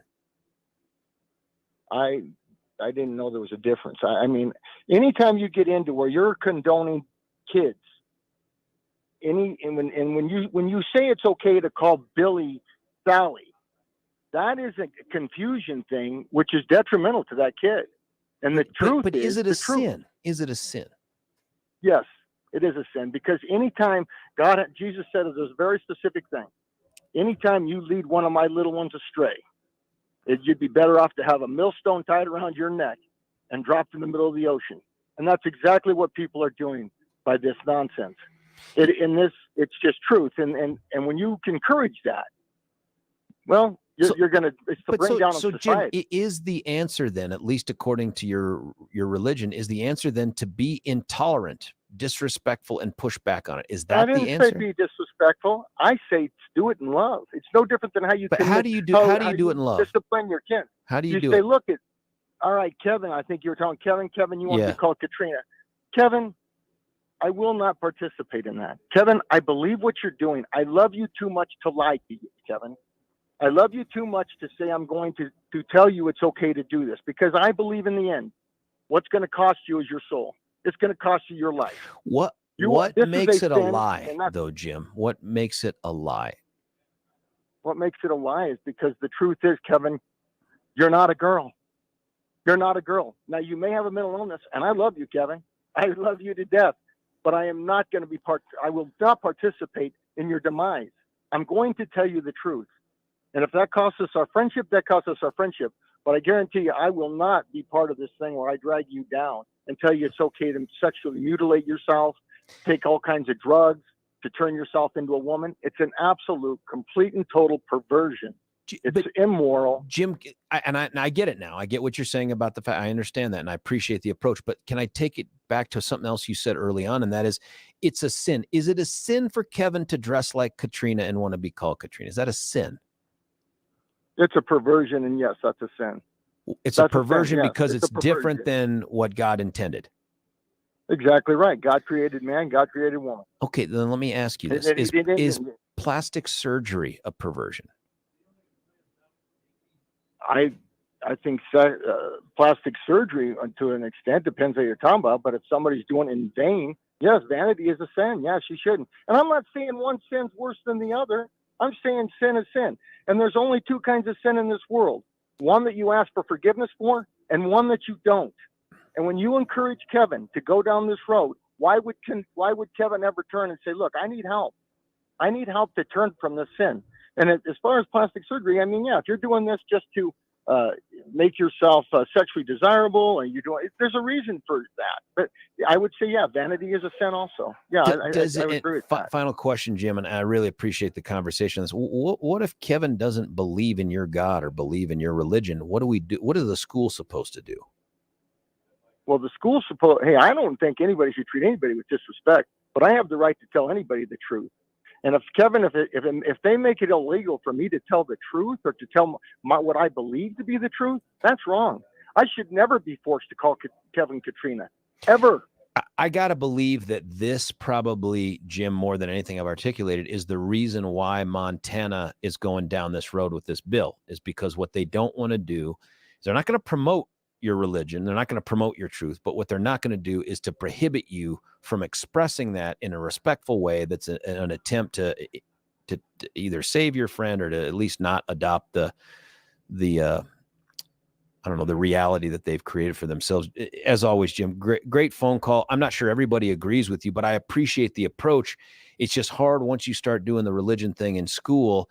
And then what do you do if it's your kid, man? I mean, I don't know. I don't have any kids like that, but at least not yet. I don't know if it's even a not yet thing. I don't think so. Hey, we got to cut away for our final break. When we come back, we're going to do something special here. Billy's going to put something in his mouth, and I should probably leave it just at that because that is very, very provocative. Here's something. Let me talk to you about selling and buying a home. Painful, stressful, difficult, and that's in a good market, right? In this market, where the ups and downs seem to be on a daily, weekly basis, mortgage rates, availability, prices, can you get out of a house? Can you get into a house? Must you? Is it discretionary? All of these questions, they get answered by our friend Gay Ribble and the Reynolds and Power Home team. That's who you call to answer these questions. Take that stress off your shoulders, out of your life, and give it to someone who's a subject matter expert, right? You do that, here's the benefit: $30,000 on average more for the sale of your home than with someone else. 43 days faster in the sale on average than other folks. How do you say no to that? How do you say no to a group that says, well, we'll just give away information for free? It doesn't cost you anything. You just go to empowerhomefreeworkshops.com, empowerhomefreeworkshops.com. We'll just give away information. You go there, check it out. We're going to make you smarter on the decision about where and when and how to buy and sell. They have a sold in 5 program. In fact, they have a ton of programs that are designed to meet your specific and unique needs. Give them a call, 833-301-SOLD, 833-301-SOLD. Give them a call today. When you talk to Gay, you talk to the Reynolds and Power Home team, you tell them you heard about them right here on 710. They love that. They listen to the show, too. It's George Brockler on The George Show, 710 KNUS.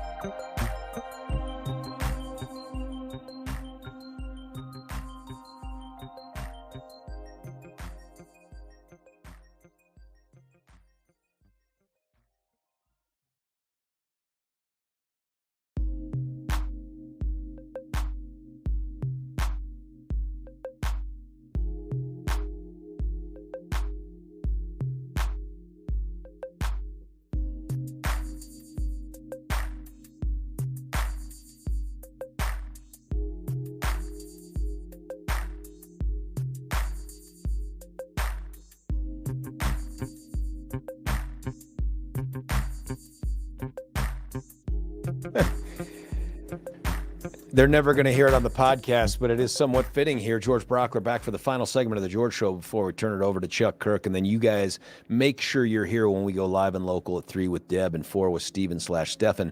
Special segment, brand new. Mark Crowley, who is all things IT, came in today with a plate full of something and a bottle full of something and said, you should eat this on air. Now, I would have, folks, but I told Billy and Mark, I tried to put on a gray suit that I have worn a million times, even as recently as a year or so ago, and I couldn't get it buttoned. And that's because Big Daddy has become Bigger Daddy. And so I have instantly last night swore off, that's it. No more breads, no more chips, no more sugars. And I'm going to actually have to start sweating again. But until I can button that top button on that suit, Big Daddy isn't going to eat what's on this plate. Billy, tell us about it. Well, here's the thing is, obviously, if you're watching us on the YouTubes, there's one of us in this duo here that looks like they consume more cookies. Just saying. There's one of us that has much more of a resemblance to the Cookie Monster than resembles someone like Ernie or Bert, actually more like or Bert Anderson Cooper. Exactly. Yeah. So one of us, obviously the cookie fanatic. We have, and let's see if we'll bring this up here. Yeah. Here it is, and you'll see the back of it. We have a plate of Oreos with a mystery ingredient. The first question I have for you, sir, is how do you eat your Oreos? Do you take them like naked? This? Oh, no, I'm sorry. Different question. No, different question. Definitely not for public consumption. Or do you do the split them open and, I don't know, your dish? And eat the frosting on the inside? Yeah, you don't pull them apart and do the No, old I want to know how you scrape? do it. No, what's your choice? Because I'm going to stuff my pie hole here. I'm a dunker. So if I go Oreo, and it's usually double stuff, I go with the glass of milk and non-fat so I can make myself feel good about me. And I stick that sucker in there until I can start to feel it dissolve between my fingertips. And then I pop it in my mouth, and I'll do those like Pez, man, one after the other. Now, that's important because you do have to have the right liquid versus cookie balance. That's if right. it goes too far, it just disintegrates. Yeah, You don't get enough. Then it's a waste of time. So doesn't make any sense. So here's the idea.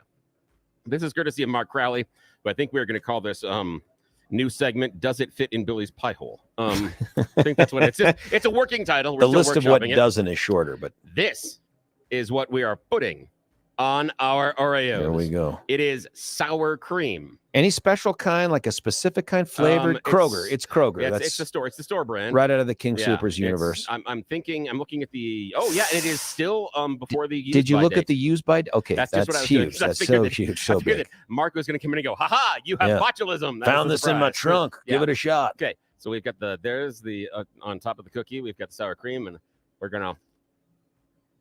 Here we go. And. Oh, that's weird. It's weird. Oh, it's strange. Yeah. Strange in what? In a I don't want to do this again kind of way, or man, I may want to have this in my mouth again. Well, I may want to have it in my mouth again. Really? Very weird. Mark, if you're listening, oh man, what happened that you put these two things together? When he initially brought it in, I thought it looked remarkably like a Chick-fil-A sauce bottle that one of our listeners sent us, Alexa. I was a little disappointed because I wanted the Chick-fil-A on the Oreos. I'm like, I will try that. That's the sour cream, it's almost like sour cream and onion potato chips, but there's a sweetness behind it. The little white filling. Yeah, there's almost, I don't know. This is strange. This is a. You're going for two. This is Hey, I am committed to this segment here. I also like Oreos. So, but I'm just. You also saying, have a plate. There's got to be 12 other cookies on that plate. I don't think I have enough time to get through all of them, but I view that as a challenge, sir. Continue to eating off air, folks. If you want to picture this. With more vivid reality attached to it, you got to go to the YouTube channel there and search us up at Salem. Almost like a frosting. 710 KNUS, News Talk, whatever, George Show, and you will see this here. That's very weird. Do we go for a third one and see? I think you. What the hell, buddy? We've only got seconds left. Let's do it. Why not? This is really. There's almost that sour cream and potato chip taste in there. A little bit of almost that. I'm gonna ask Crowley. Is this a cop thing? Is this like post donuts? You go Oreo and sour cream? I don't know. It's really weird. It was good. It is oddly good. It is oddly satisfying. Now, for those that can't see it, because you haven't availed yourself of the access to us through YouTube, Billy has taken the regular cookie and he has put a little modest. I dropped it.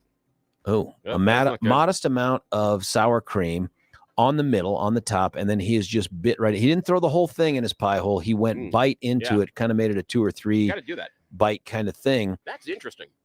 Man, and I think probably what Mark is setting you up for is that combination about an hour from now will wreak lower GI havoc. Oh, that's going to be a lot of fun because I'm headed to Fort Collins to pick up my son. So that'll be fun to There's share. Mark in the background wondering, should I do it? Why am I on camera? It's true, Mark. You're on camera. He was suggesting I just do this and go, but no, we're not. Start choking, start clawing at your throat like, it's over. Yeah, just go straight from the bottom of the This is the kind of segment I want to see done again. But next time I want Mark to bring in horseradish and prime rib, and let's try that. See how that I am happy with if I'm the only one that gets to eat. I'm okay with that one. No, I'll eat that. That's a meat product. No, on that one. We're out of time. Oh, darn. Listeners, texters, tube texters, you come back on Monday after you listen to Deb at 3 and Stefan at 4. We're all going to come back. It's me, Big Daddy, George Brockler, right here on The George Show. You have been listening to the mighty, the powerhouse, 710 KNUS. Have a great weekend.